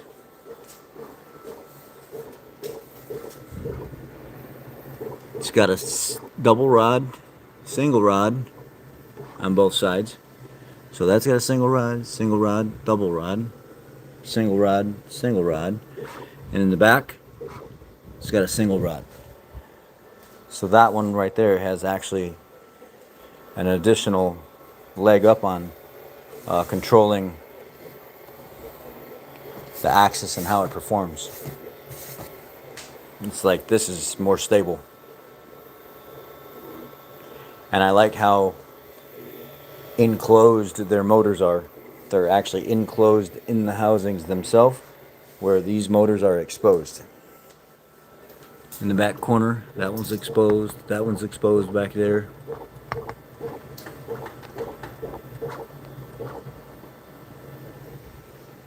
So this might turn out okay, actually, surprisingly. Needs to be dried out though. You can tell it's a little wet. I'll let it run, see what happens.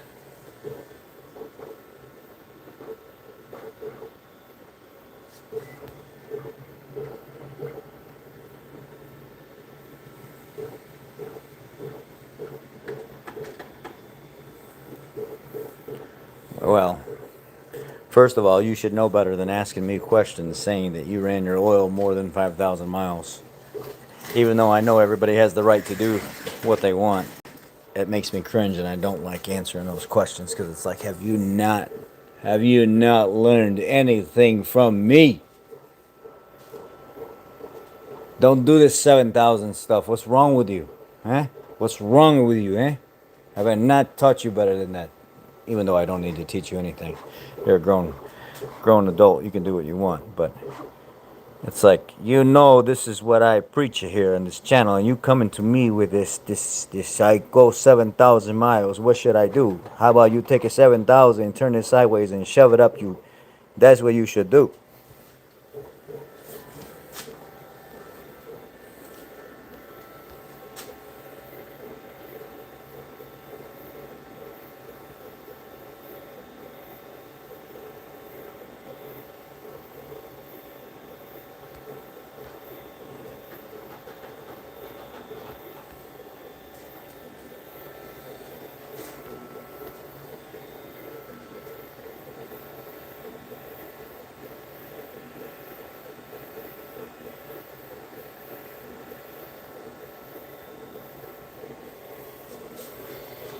Look at that.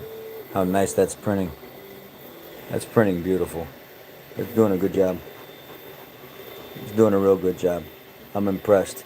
This little machine right here is the cheapest machine out of the group. and it is extremely reliable. Changing my oil every 2 months is 5K for me. Okay, what's your point? Didn't nobody say it was gonna be easy? Didn't nobody say it was gonna be cheap? Didn't nobody say it was gonna fit your needs specifically? What we said was this is what you're gonna do, and this is how you gotta do it. Now go do it.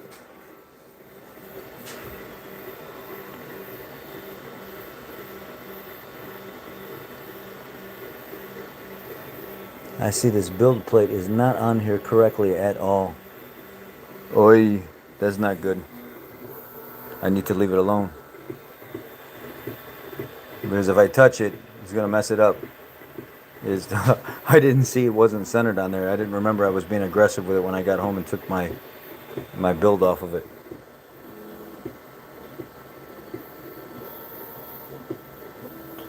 Yeah, it's the leaf that was so. This guy wants a multicolored. Um, these people like the multicolored looks, like the blue and the greens all woven together. So this is a red and black. This is a rainbow color. It's got like green and blue and purple and pink and red. That down there is the one I'm feeding right now, which is a blue and green. He really likes that color. And then this up here is like a matte pink, green, and blue together. It's a really cool looking color. So I'm going to print like two of those, two of those, two of those, and two of those. And I'm going to start just building these up.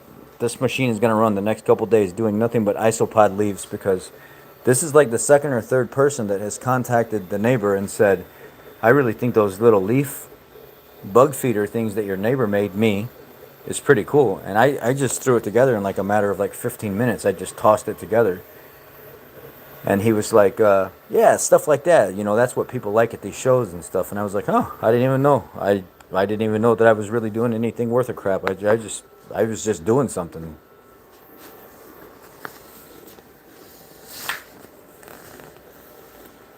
Do you know if there's a better drain bolt for the 3.0 liter engines, like an actual threaded one, not the stupid twist release ones? I don't really know, to be honest with you. I'm sure they got something out there. I'm so sorry for you, buddy. I know it breaks your heart. I know it breaks your heart. It's okay, pal. It's just kidding. I gotta give you shit.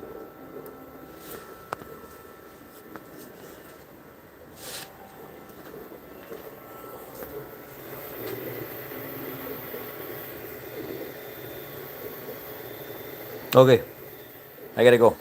I wanna go inside. I'm sleepy. I sleepy.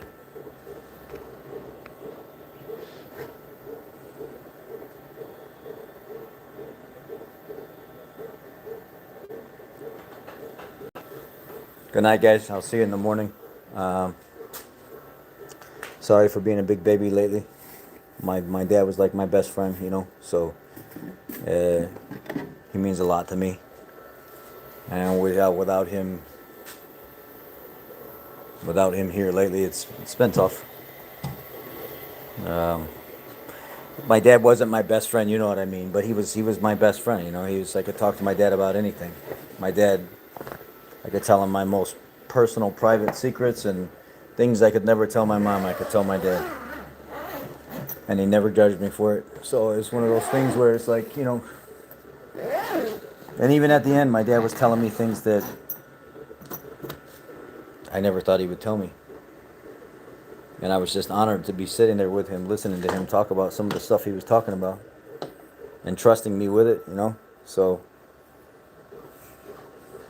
it's I fucking miss him, man. I miss him. Really bad.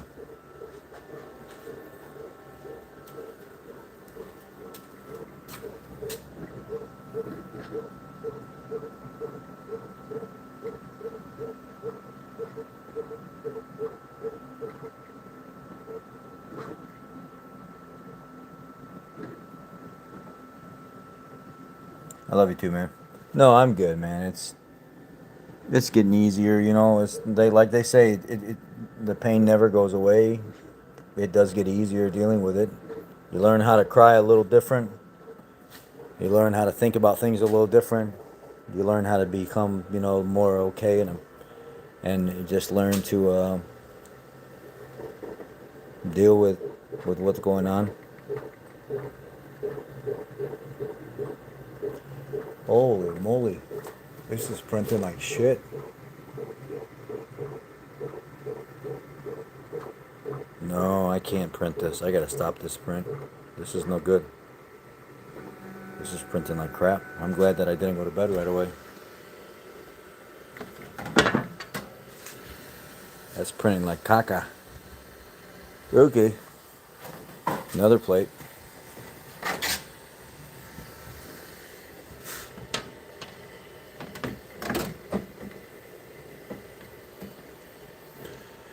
Oh, pick one that I know has been drying out.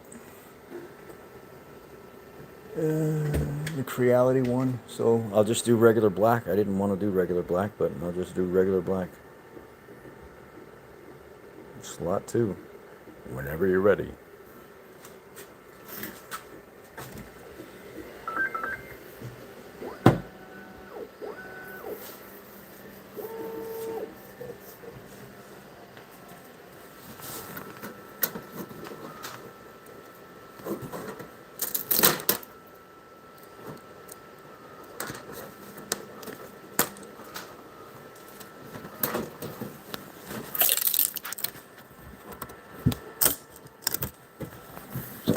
Alright, I'm out of here. I'm gonna go to bed.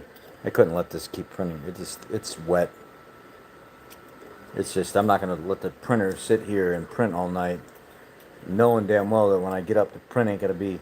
So I'll print from the other two that I had in the dryer boxes. 2 of those I pulled right out of the pack, and that's what I mean by people are full of shit when they're like, "Oh, this whole thing with drying filament is a scam." No, it's not. Plastic literally absorbs moisture. You can see what it's doing. It's stringing up like crazy because it's got moisture in it. It needs to be dried out for like 6+ hours at around 65 degrees Celsius. So, yeah. Anyhow, all right. Y'all be blessed. Take care. I'm gonna get out of here. Thanks for the super chats tonight. I'll catch y'all in the morning. I'm out. Peace.